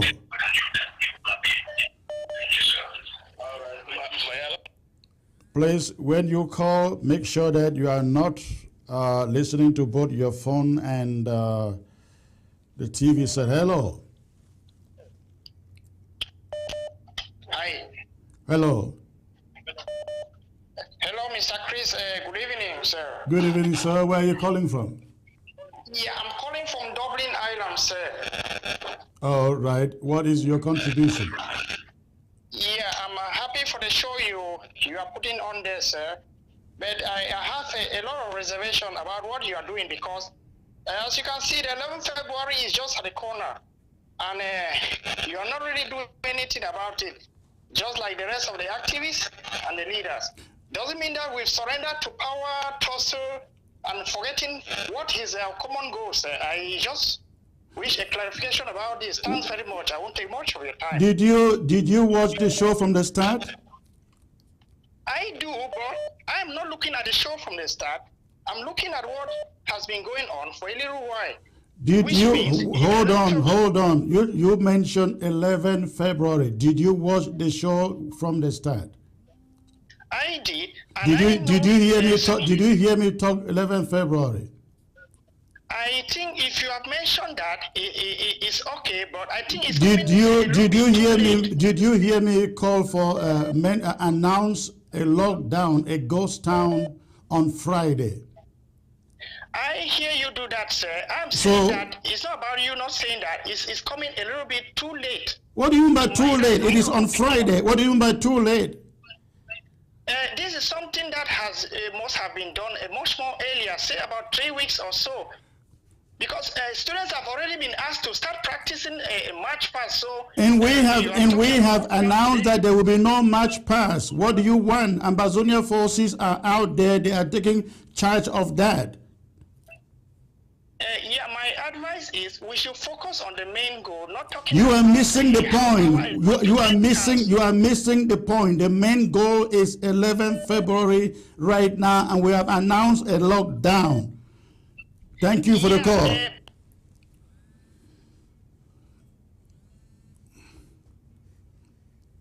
Okay, let's get to the next caller here. Hello. Hello. Good evening, Secretary Chris. Good evening, sir. May I know where you are calling in from, please? Yeah, I'm calling in from Denmark. I really want to appreciate what you are doing, Secretary Chris. At least you are really trying to open the eyes of most Amazonians. I really appreciate where you are taking this energy from. Really, it's I know you are really doing. But I just have a little bit of questions, especially when it comes to the funding of our restoration forces. Because it seems as if we are putting everything in the interim government. I believe that when this drafting, when we are drafting, we draft to the specific local government and counties. So if some of our fighters are complaining that they don't have, let's say, the guns or the bullets to fight, I think we should first of all start holding the counties or the local government chairs responsible. Because when we are drafting, I think that majority of those money is going to them. But when we try to put it in front, when we try to put it as if it's the interim government, they are trying to dodge their responsibility. Those county heads. You are very correct. If you listen to me from the start, I mentioned that we are holding the government responsible for the 20%. The CID, Lava 1, Lava 2. Now there was Lava 3 yesterday. And I also mentioned that if the fighters are not getting what they want, they should hold their county chairs responsible. Some of them are investing this money in cryptocurrency, and that is why they are hanging behind Dr. Sako, making him to feel that he is still relevant, whereas he has been impeached. Okay, yeah, because, okay, I didn't get it, but because I was just thinking that because when they are doing this drafting, because there are some counties that, not that they did draft, but they are so quiet. A county like Kupe Mandinguba, I don't understand. Then when you see a county like Bui, that they drafted just a little bit, but you see they are like really active. So is it like the issue that we don't have fighters there, or is it the problem of resources that are not being given there? Anyway, I just rest my case. Thank you so much. Thank you, sir. Thank you. We will start holding them one after the other. Thank you.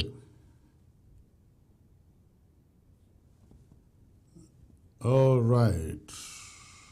The phone lines are open.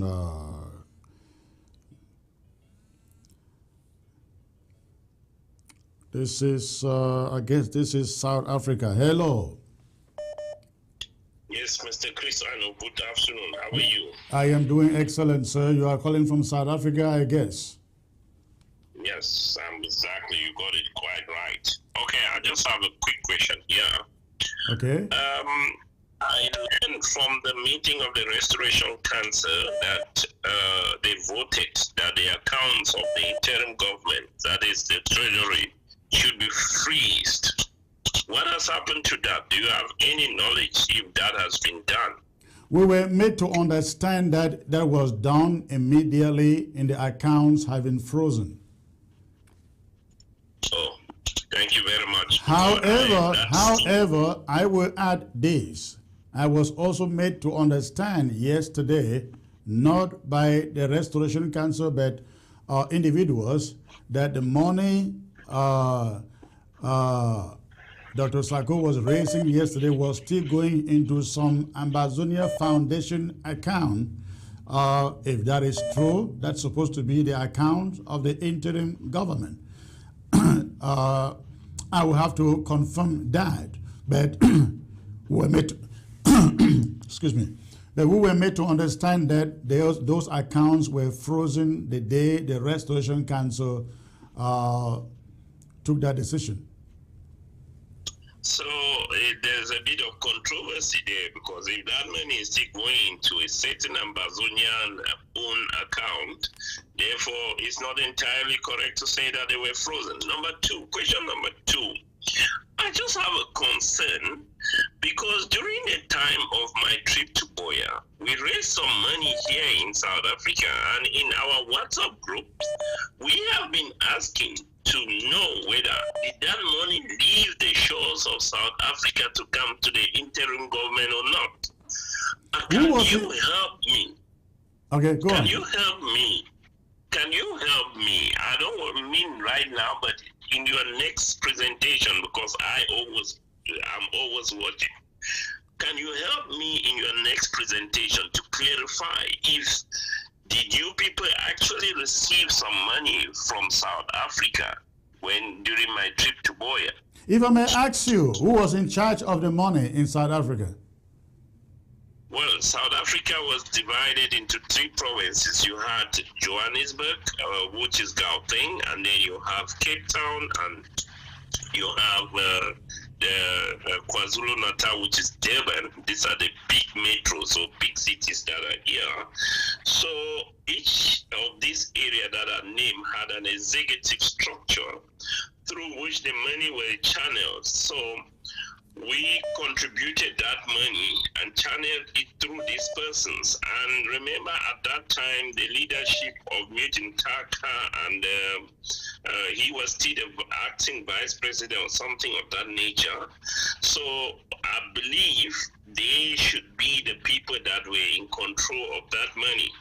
So I just want to know if that money actually reached the interim government. That is the first point. I want to start from there, and then I begin to open up and see how did that money in, because we need to know. It's time for accountability. Everybody must come to the fore. All right. I really cannot say anything about it now, being that money wasn't only coming from South Africa. It was supposed to be coming from other countries, from Europe, from Asia. If you know who was in charge, responsible for transmitting the funds, maybe we could go from there. You could send me that information in the background. I will find out. But without knowing, without knowing who was directly in charge, a little bit difficult for me to find out. Okay, no problem. I'll a problem. I will get the people that were involved directly from the beginning, from the city structure to the national structure, so that we can actually, I need to know, we must know where did that money in? I want to know. Do you have an idea how much it was? Well, I think we were tasked to call about 200,000 the South Africa, and the city where I'm speaking from, Cape Town, we were asked to donate about 60,000 rands, and then the others, I don't know exactly, but we need to know. I need to know how our own contribution went to and how. All right.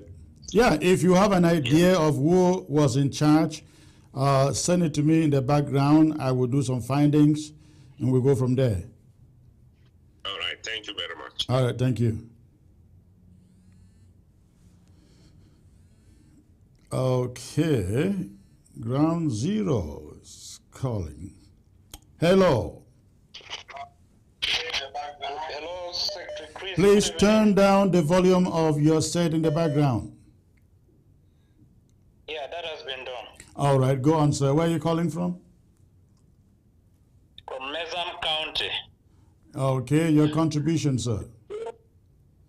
Please, I wish to make this point. I don't know. It is always very important to ensure that accountability is rendered, especially when the drafts are going on. For instance, if a draft was scheduled, say, today, and the amount that was raised for a particular county, I think it is your place as the communication expert of the interim government to make sure that you do connect the chairperson of that LGA, as well as the various commanders on the ground. If you could connect them on your show to, confirm that they have actually received this money. And meanwhile, the chairs of the local government areas are also testifying they have sent this money down, and you do call the main commanders and communicate with them, and they do confirm that they have actually received this money on the ground. Then that will give the assurance to Ambazonians across the globe that this money has actually reached the right source. Without which, I'm afraid this money may keep going into all the bitcoins you've been talking about. They may continue investing this money in the wrong places while the guys are in the bushes under the rain and sun. I mean, not even having what to eat, thoughtless of the materials to use. And this is, merely wasting time, wasting people's time for nothing, and prosecuting a war, an endless war, when progress is not actually being made. So please, what I'm saying is, I get your point. Thank you. I don't know how that can be done. The money does not come in the way that many people think. A block does not come in out of say 100,000. You may have 40 something come in, and then another 10, maybe another 5, maybe another 20, maybe another 15. So I think at the end of the day, we only have to ask the people who collected the money, what exactly did you do with it? And sometimes this money isn't sent to the ground, it is used for procurement. So that is it. But thanks for the call. Let me get to other callers here. Ground Zero. Okay. Hello.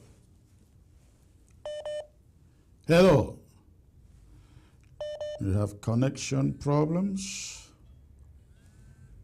Let's get to this caller. Hello.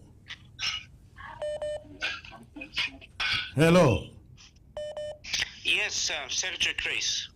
Yes, sir. I think I recognize this voice. Of course you do. All right.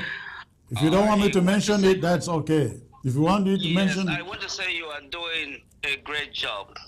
Thank you. This is something that many of us have been worried for a while. And we came to the conclusion that the people who are supporting Sako, it is like they are in a court. that it doesn't matter what reason you try to bring to them, it seems like they do not see reason. Because it is certain that we were supposed to be very far away from where we are now, but somehow people cannot understand why this is happening and where we are right now. It's like somebody who is in a cult that it doesn't matter what you try to say to them, they do not believe. They say it's God sent. When you begin to hear the word God sent, know that you are in a cult. Again, on the issue of unity, unity is good, but my advice on the ground forces is that as you unite, each group must be insulated from the other. The group in Plan A should not know the locations of the group in Plan B. Yeah. So too is Plan C or Plan D. Only the leadership in the group should meet, and the names of who are in Group A or Group B should be kept insulated. Correct. Because if one group is compromised, they will not be able to compromise the other group because they do not know the names of who are in Group B or Group A or where their locations are. But that is what I think unity can look like. Unity is good, but that is within the leadership itself of the various groups. But every group should be insulated from each other. And I want to thank you for doing a great job. Thank you. All right. Thank you, sir. Thank you. I think you hit the nail on the head. That is what, that would be my vision of unity or collaboration. All right. Thank you. Let's get back to the phones, please. The line is open. The line is open. Let's see who is calling next here. All right. Hello. Hello. Hello. Please turn down the volume of your set in the background.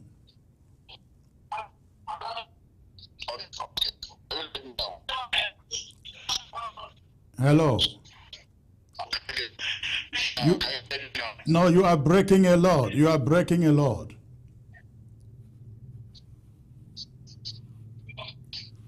Hello. Okay, I guess we lost that caller. Let's get back to ground zero. Please, we are not taking video calls here. We're not taking video calls. You want to call, you call with audio. Call with audio. Hello. Hello. Hello, sir. I see you're calling from ground one. Hello. Ground one, Nigeria. Hello. Good evening. Good evening. Secretary Chris. Good evening, sir. What is your contribution? Okay, thank you very much. The only thing that I want to contribute this evening, Secretary Chris, I would like, before man and God, you in particular, you need to ask an excuse for Seseko Ayok Tabe. First, number one, you need to call him and ask for excuse. You mean ask for apology? Apology, you mean? Yes, for apology. Okay. Apology. You need to ask for apology. What would it be for? Yes, because the same accusation that they are accusing you is the same accusation that you people join together and accuse Seseko Ayok Tabe. What accusation? Don't rush. Don't rush. I will let you say all you want to say. Don't rush. Hold on. I'm not rushing. Yes. What are the accusations they are accusing us or me? I would say me. No, in particular, they are talking about that you are compromised. Okay. And it's the same allegation. That's what you have in particular with Sako and Fru Johnson. You people join together and say Seseko Ayok Tabe is compromised. So people should ask for excuse before this. If you people want to continue this revolution, ask for excuse, because that is a leader of this organization, this country. That's the truth. Whether you take it or not, but that's the reality. If you like, you take it or not. If you don't do that, anything that you are talking, it will never work. That's the reality. Okay, I hear you. I hear you. What next? I hear you. What next? Yeah, When Seseko Ayoktabe take a decision that Sako must be out, he knows everything that's happening today. What you are supposed to do, you're supposed to come out. If you realize the truth, you come out, you ask for forgiveness, then we'll continue the revolution. That's what you were supposed to do. Hold on. Take it easy. So tell us what you think Seseko did right that we didn't acknowledge. Yeah, the issue is now what where you are taking me. What I'm saying is for you to just analyze. If you are saying that what was Seseko do or whatever, I don't want to go in for that. I'm just telling you that the only thing that you're supposed to do, you call him, you ask for forgiveness, because you have given that man is in prison. You in particular, when Eric Tato was talking all these things, all the you were calling Kundengi. You were insulting Seseko Ayoktabe. Finally, you come to an end that Sako is a thief. Okay, hold on. That's the truth. Yes, hold on. You've spoken enough. Take the answer. Take the answer from me now. You hold on now, okay? Go ahead. All right. There isn't any apology to be made to Seseko. You know why? The reason being that up till today, as I speak to you, we do not know what meeting he had in Nigeria. I mean, when I say we, I mean his government. But don't forget, he wasn't impeached for holding a meeting for which they were arrested. He was impeached for breaking the interim government, and as we speak, it is still broken. He was impeached for that. Hold on, wait. I'm not asking for a reason. Hold on. He was impeached for that. I supported it. I still support it today, and which is the same reason I have supported the impeachment of Dr. Sako, because he has done exactly the same thing Seseko did. Is it not being consistent? Secretary Chris. Yes. I don't know what I will call you, Secretary Chris, or what, because I don't know the ABS. I don't know about it. Now the issue is, you are talking about the meeting in Nigeria. Seseko Ayoktabe knows that you, Sako, you people are thieves. That's why he didn't take you people to Nigeria. Okay. Don't think that may be to Nigeria. All right, thank you. Listen. Listen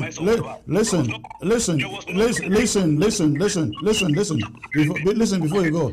When you make a phone call and you cannot use the right words, we don't entertain you. You have a great night, okay?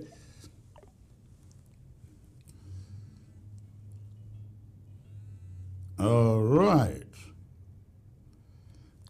Hello. Okay, that's a bad connection there.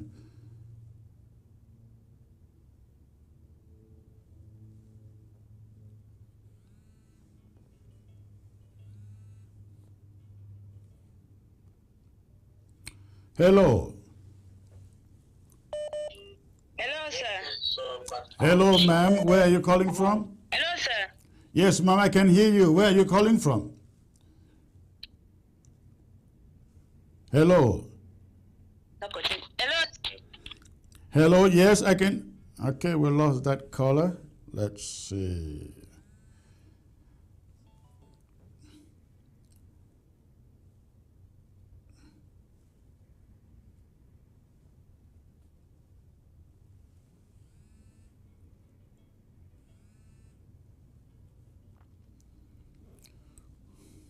Hello. Hello, sir. Yes, ma'am. Good evening. I can hear you. Where are you calling from? I'm calling from Cameroon. From La République du Cameroon, you mean? Yes, sir. Okay, and what is your contribution? Okay, sir. I just want to say a word of appreciation. Thank you. Go on. For what you are doing for for what you are doing for the people. And also to alert us about the coming Friday, that is 11 February. Okay. Thank you very much for the information, for us not to send our children to the fee. Thank you very much for that. Thank you. Thank you. We hope that you guys circulate the information. People do it, they do it at their own risk. We will never ever celebrate 11 February nor 20th May. They are not our national days. They are colonial days, and they make no meaning to us. Friday is declared a ghost town, a ghost town. All right? Thank you very much, sir. Thank you very much. We are behind you people, sir. All right, thank you, ma'am. Have a good night. Okay. Hello. Hello, Secretary Chris. Good evening. Good evening, sir. Calling from Cyprus? Yes. Okay. You have taken note of that.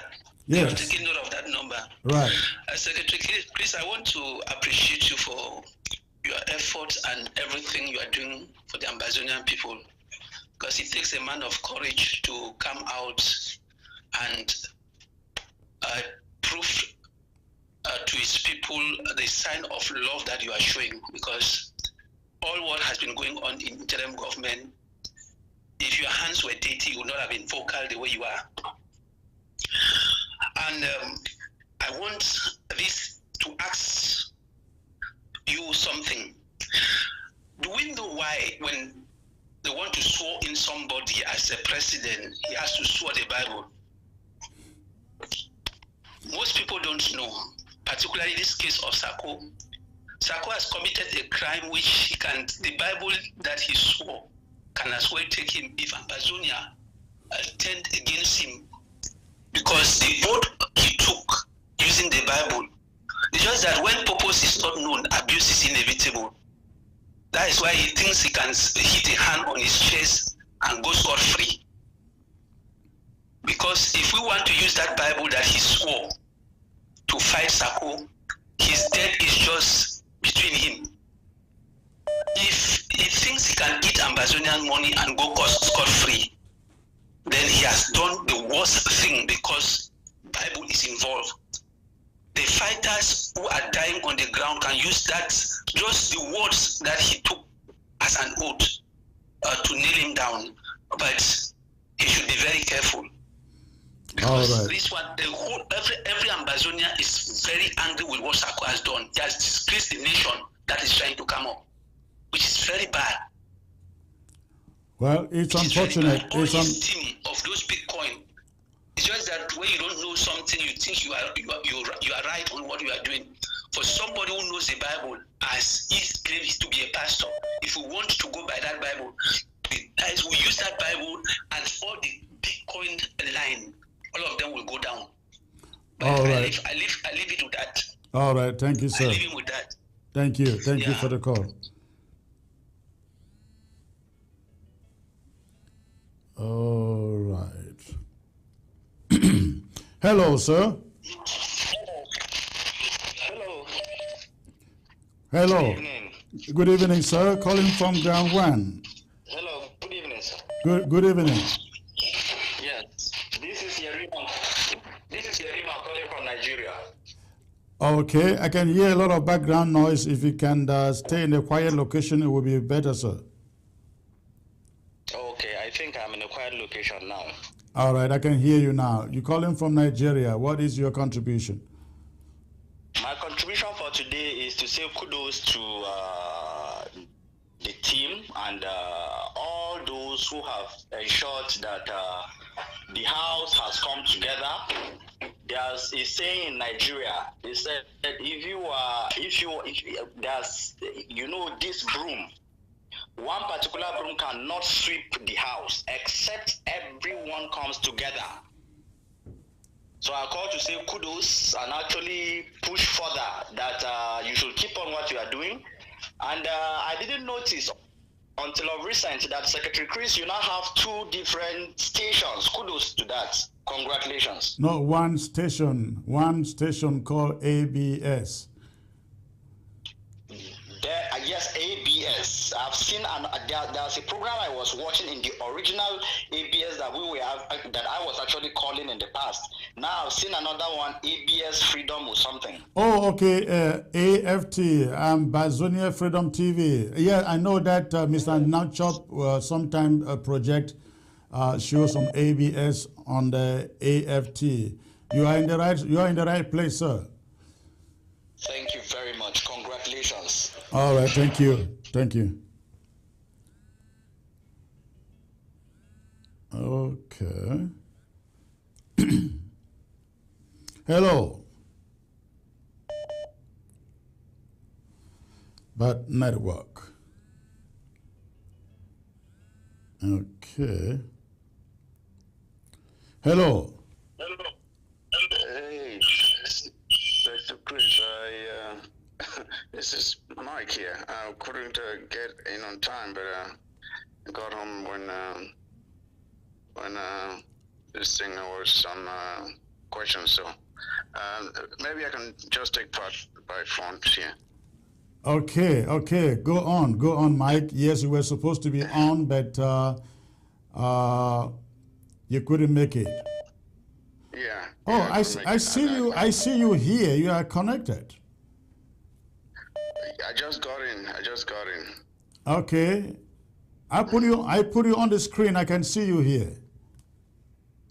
All right. Let me see. Go ahead and drop your phone. All right. Let me see. Hello. Hello, good evening. Yes, good evening, sir. I guess you are having some network issues. Can you get me now? I can get you clearly now. Yeah, Master, today you come out here, only that could not fear. Yeah. Okay. Yeah, there is something I want to chip in something. Okay. Where are you calling from, sir? Yeah, I'm calling for UAE. Okay.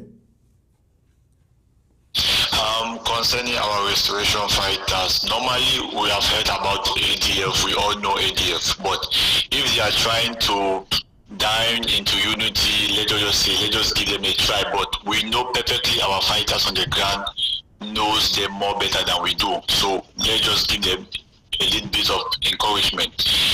Concerning one caller that made a statement that the outgoing president make an oath that I swear.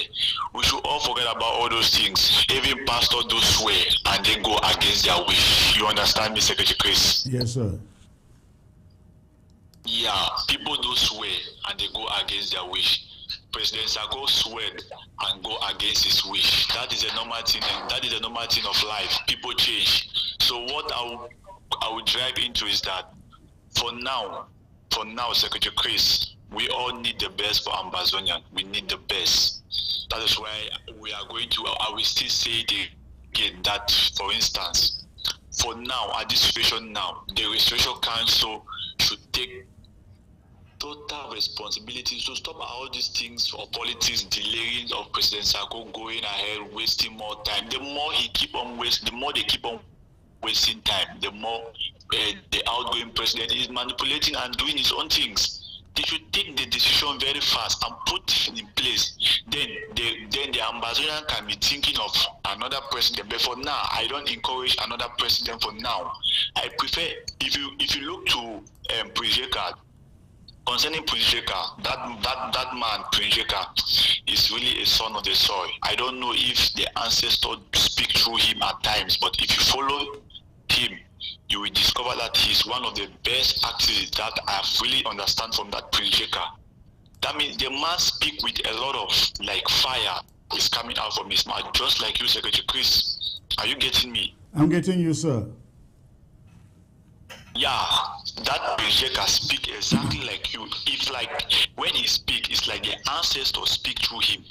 If you look to his last video he made this night, I want the Restoration Council to take note of that particular video.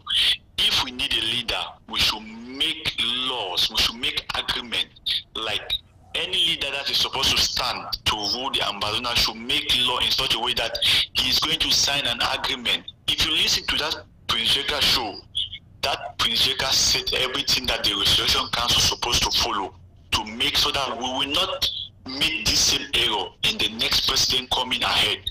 Because if President Sako, the outgoing president, make an agreement, sign a signature, something like that, I don't think all this money in Basin, he was just saying that for instance, he just made a statement. Because we all said, for now, politics later, but we are seeing politics now in Diaspora, which is disturbing us. The fighters on the ground know what they are doing. They are just looking at you people there doing your politics and so on, but they are taking note. If they want to take their decision, they will take. But right now, we are encouraging them the way they are uniting themselves. We love that. All right. We love that. But Thank you for the call. All right. Hey, Comrade Mike, great to have you, sir. I thought you were not able to make it today. You are able to make it. We have only a few minutes to go, but let's get to this meeting of yesterday, the Restoration Council, taking questions from Ambazonians and asking them, what is your take of what you saw in that meeting yesterday? Did you leave satisfied that they are in the right direction and the speed is good enough, or what would you say was also lacking? Well, I think, first of all, I would like to appreciate the meeting, the way it was run. I think it was the host handled the meeting appropriately, allowing time for everyone who wanted to express themselves to do so, regardless of whether the opinions expressed were for one side or the other. People were just free to say whatever they wanted, and their concerns were well accommodated. With regards to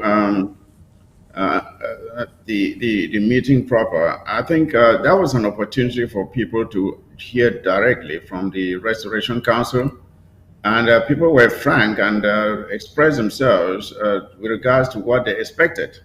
And there was some blame on the Restoration Council for their slowness in responding to these issues, which got us to this point. And of course, they too had an opportunity to explain their own side of the story, which, as we now know, were not particularly because they were not quick to respond, but that there was someone within their ranks, especially the Secretary General, as well, who I'm referring to, who was holding things and not allowing things to be released when they ought to have been released. So the discussions, I think that a lot of members expressed their wish to see things handled in a more speedy manner, so that this thing could be brought to a close sooner. But I also understand that the Restoration Council is taking its time to make sure that due process is respected. I can understand that, and which sometimes Dr. Sako is probably using the fact that they are trying to follow the law and how things ought to be done, and he is instead doing things unlawfully and breaking all the rules, breaking all the restrictions. But the good thing is that people are observing and seeing him doing all these things against the Constitution and not respecting the Constitution, which he swore on the Bible to uphold. But we have seen him violate the Constitution time and time again. So, but I think all in all, let's just hope that the Restoration Council understands the urgency of the moment and that they will act as swiftly as they can while still respecting the procedures in place for such a process of impeachment and hearings and pronouncement of the verdict. The recurring theme in there in the meeting was for Sako to go before Saturday. And the Restoration Council said they have already served him with a letter to appear before them. Now, you know, prior to the vote of impeachment, Sako put out a letter dissolving the Restoration Council. Do you see him appearing before the Restoration Council then? I think Dr. Sahako has kind of put himself in a bind. He's put himself in a bind because, on the one hand, he has purportedly dissolved or outlawed, I don't know how to call it, the Restoration Council, despite the fact that he doesn't have the authority to do that. And now, he now has to go before an institution which, according to him, by his own documents that he is releasing, should not be in existence. So let's wait and see what he does. It's up to him now. As the saying goes, as you make your bed, so shall you lie on it. So it's up to him to figure out how to navigate these waters that he has created. At the time that this meeting was going on with the Restoration Council, Sako was also having a fundraiser somewhere, and I guess trying to send a message to Ambazonians that he is still very much relevant and he still has a following. Look at me, I am raising money, and they are holding meetings. What did you make of that? Well, I'll give Dr. Sako one thing. He is good at selling hot air. He's good at selling smoke screen because if you recall that when Dr. Sako decided to split the APP, he decided to schedule it at the same time that the normal APP is supposed to hold. And then he goes out now and he schedules a fundraiser on the day that the Restoration Council is supposed to be hearing from the public. He's always trying to distract people from what should be their main focus. And this fundraiser, to me, was just a charade because you can imagine that as divided as the interim government is now, they will meet for a few hours and raise $50-something thousand, and then you look at a fundraiser like, say, for foreign affairs, which took a whole day, and they raised what, $20-something thousand. Yeah. And you begin to wonder who is deceiving who here.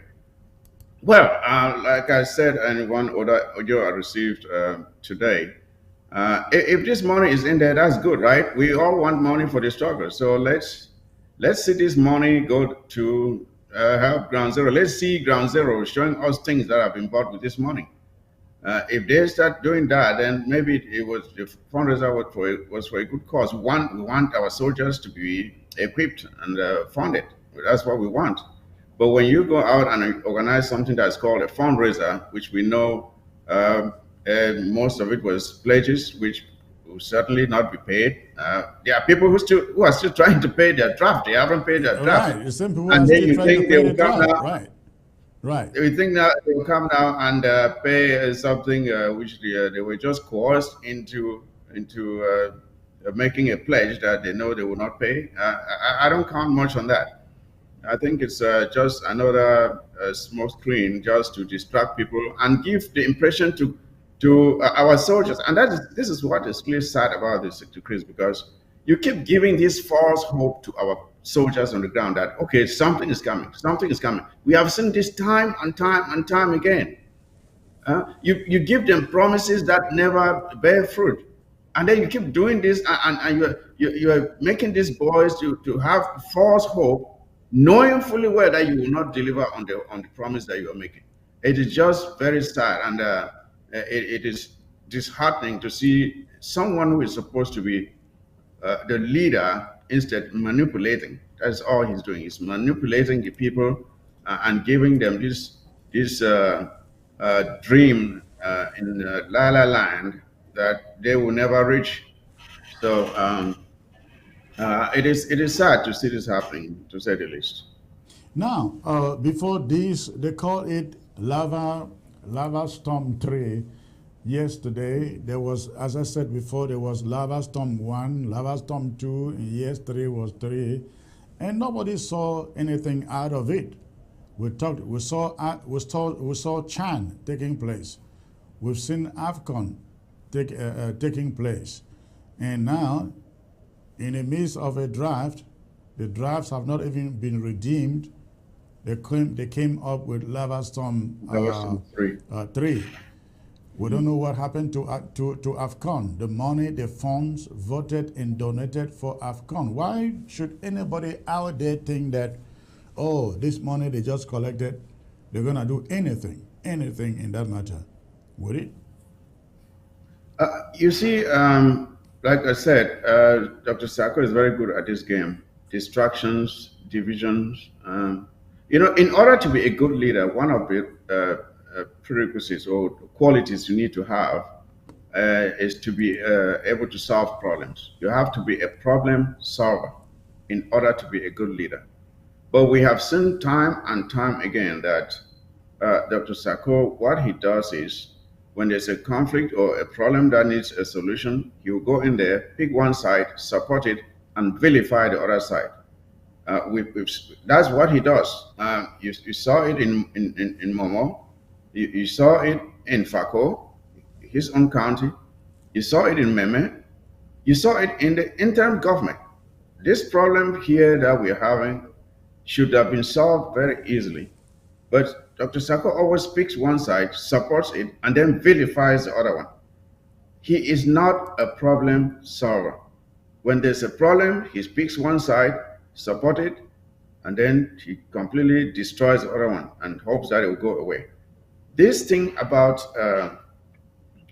fundraisers and all these things, and it doesn't serve the purpose. That is not the problem. We have seen other fundraisers, Lava Storm, the county marshals, you name them. They have come and gone with there's not a single project that this government has initiated which bore fruit. The only reason we are having success, some kind of semblance of success on the ground, is from the counties and LGAs. They are the ones funding themselves. There is no program that has been initiated by this government that ever came out successful. Not one. If I'm making a mistake, maybe you can recall my memory, Dr. Chris. We've been through all of them, from MTTB, Lava Storm 1, Lava Storm 2, now Lava Storm 3, county marshals, farm tools, you name them. Each one of them has been a failure. So the question is, they say if you keep doing the same thing over and over and having the same result, and you continue doing it, that's the definition of madness. So when are we going to realize that this thing is not working under Dr. Sako? It's just not working. If none of the counties and LGAs who are taking the responsibility of funding their boys, equipping their boys, and taking the fight to the enemy, just one program that this government has planned and executed which bore fruit. From Chan, from AFCON, all of them, each one of them, you name any, it has been a failure. Yeah. So how much longer are we going to continue like this? It's quite unfortunate, and I think if each state... Now, one thing I learned that from the gathering he had yesterday, most of the people in there were this little clique from Menemo led by Irene Ngua, and other than that, then a little clique from Santa and Ndop.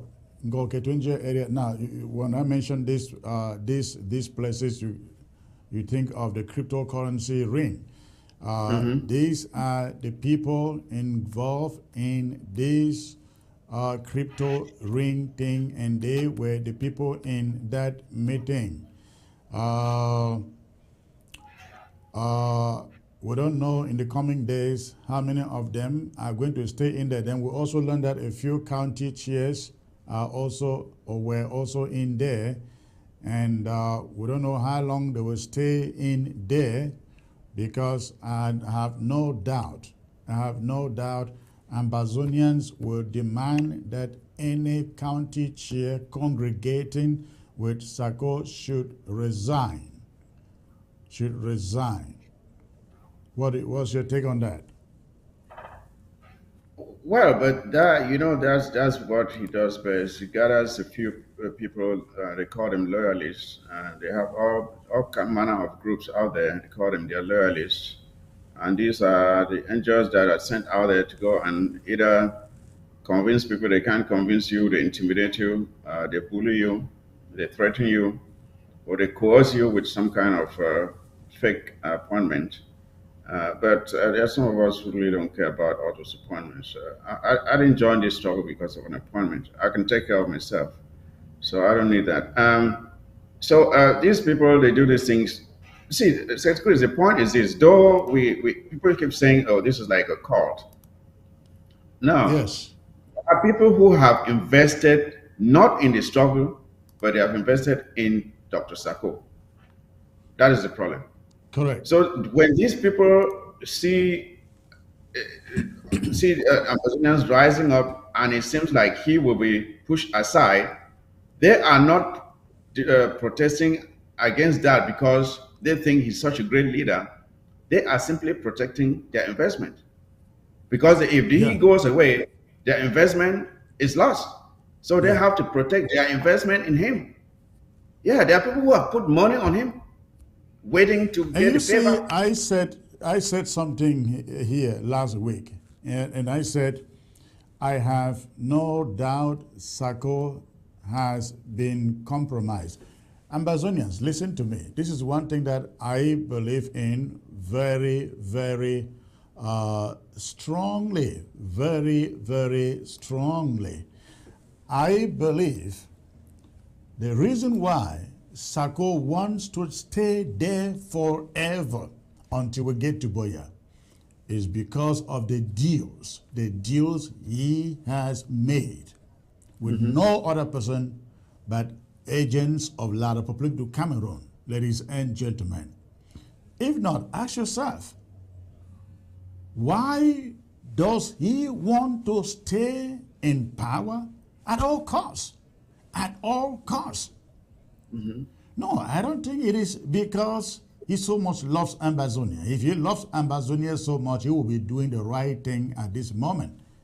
But that Dr. Sako sits there, refused to go for election, to stand election, argues the Constitution is bad, curses the Restoration Council and its chairperson, takes away everybody from around him and from every fora who opposes him, ladies and gentlemen, and says, with corrupt people like Barrister John Frunzop and Barrister Mbeza, to say he must remain there until he gets to Boya.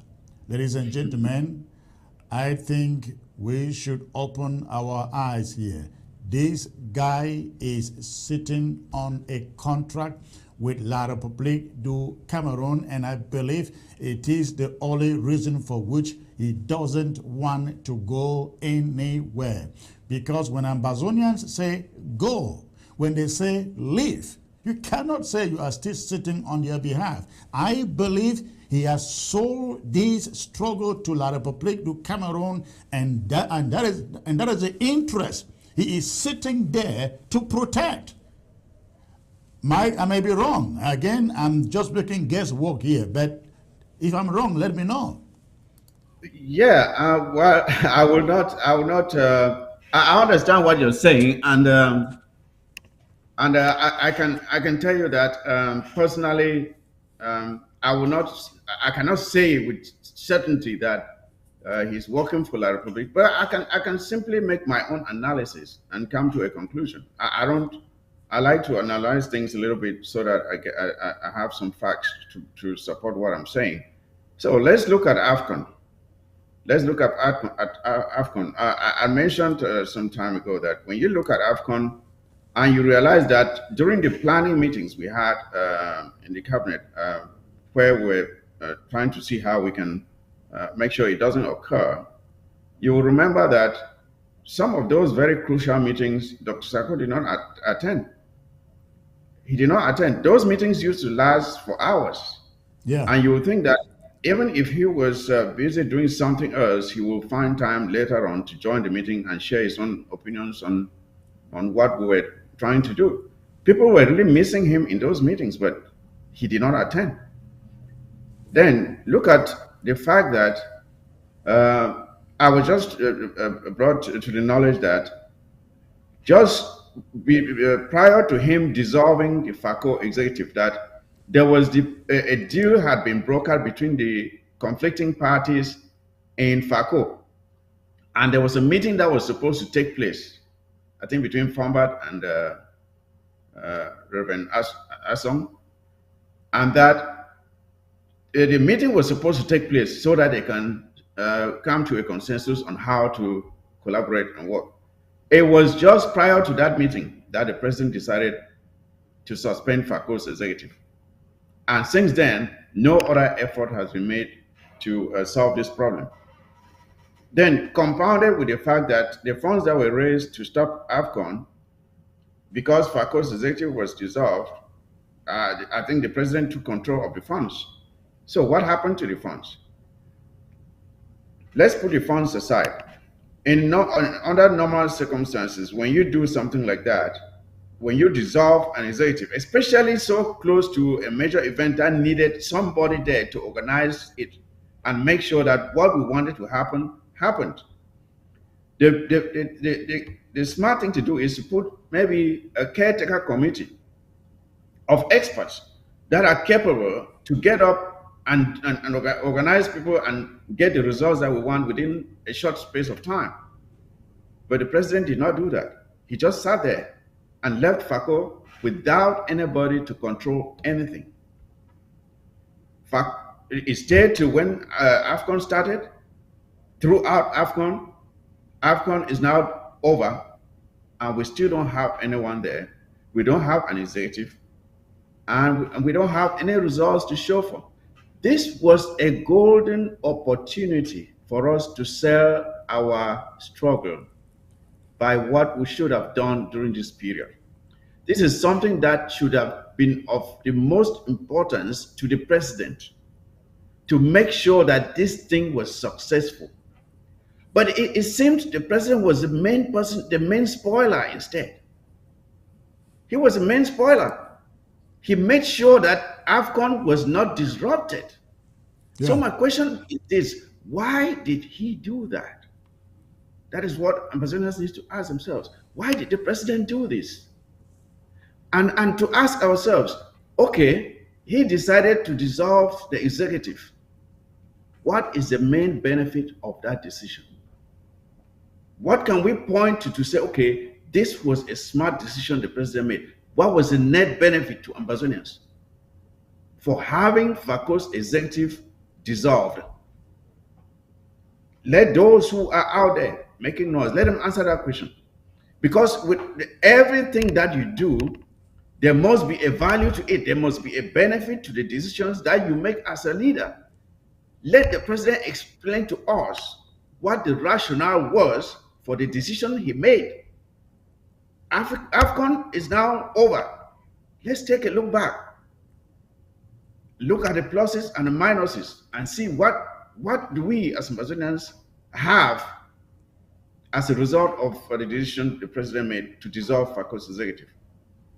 What did he do as a person to make sure that AFCON did not take place on our soil? So, to me, by these facts that I have now stated, I can conclude that the president was working on behalf of the enemy. That is how I draw my own conclusion. All right, Comrade Mike, I think we're going to call it a day here. It was great to have you on. We look forward to having you back again. You have a great night, sir. Thank you. Thank you, Sir Chris. All right, ladies and gentlemen, we're going to call it night here. But remember, we have declared Friday in national lockdown.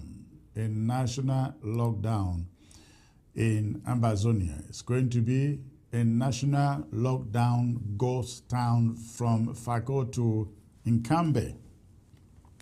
So please, Take note of that, spread the message, and make sure that no chai goes out on Friday, February the 11th. It is not our youth day. It is not our national day.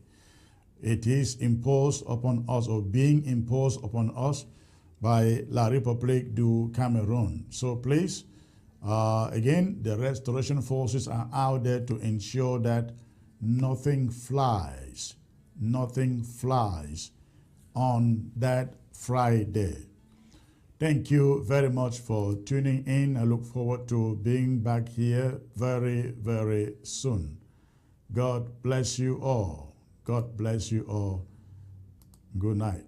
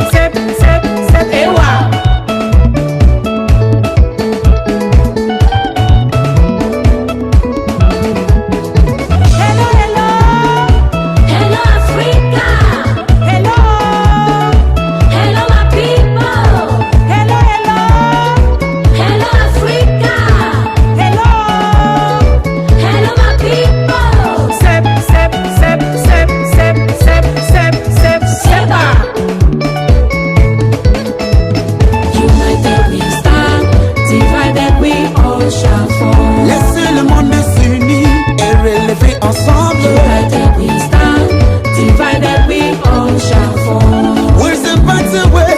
Our time can tattoo. United we stand, divided we all shall fall. United we stand, oh, divided we fall. Unity is strength, oh. United we stand, oh. United we stand, oh. Divided we fall. Unity is strength, oh. United we stand, oh.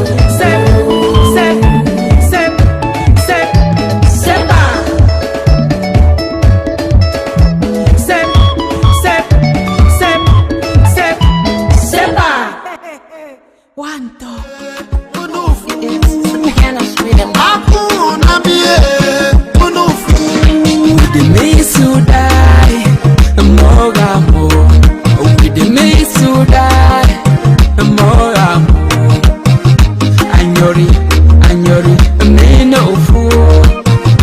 Anyori, me no fool. Sweet home, sweet melody, sweet home, sweet home, sweet home, sweet melody, sweet home, sweet home, sweet melody, sweet home, sweet home, sweet melody, sweet home. Anytime I remember you, my heart they just they burn. Because say I know you miss me, but I just they run. I dey pray me love return, I dey pray me peace return, I dey pray me all the good days when we used to meet return. Yeah, more I dey miss you.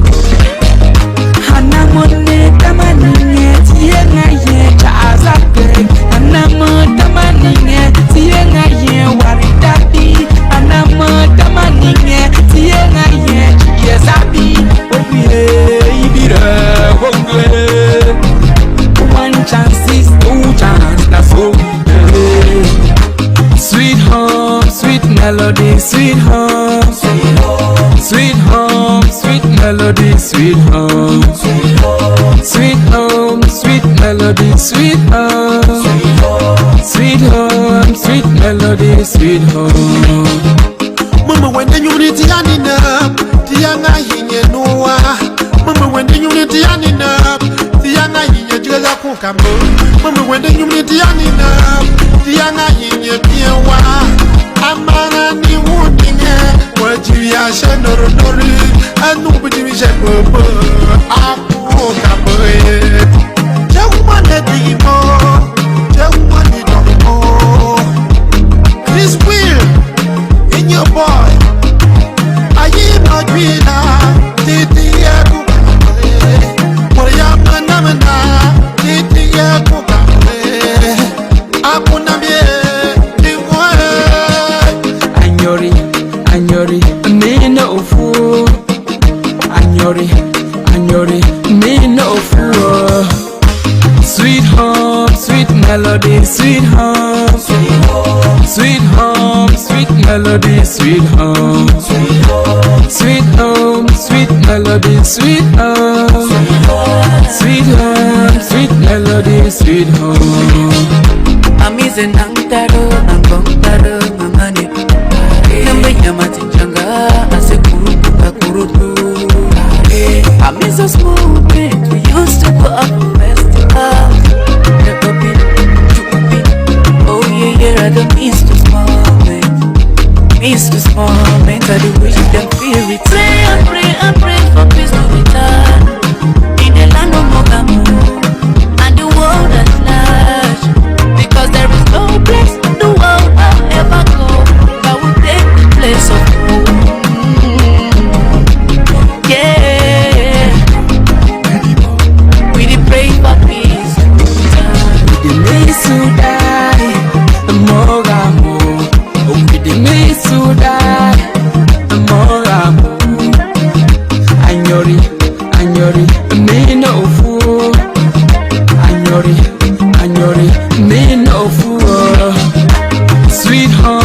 sweet melody, sweet home, sweet home, sweet melody, sweet home, sweet home, sweet melody, sweet home, sweet home, sweet melody, sweet home.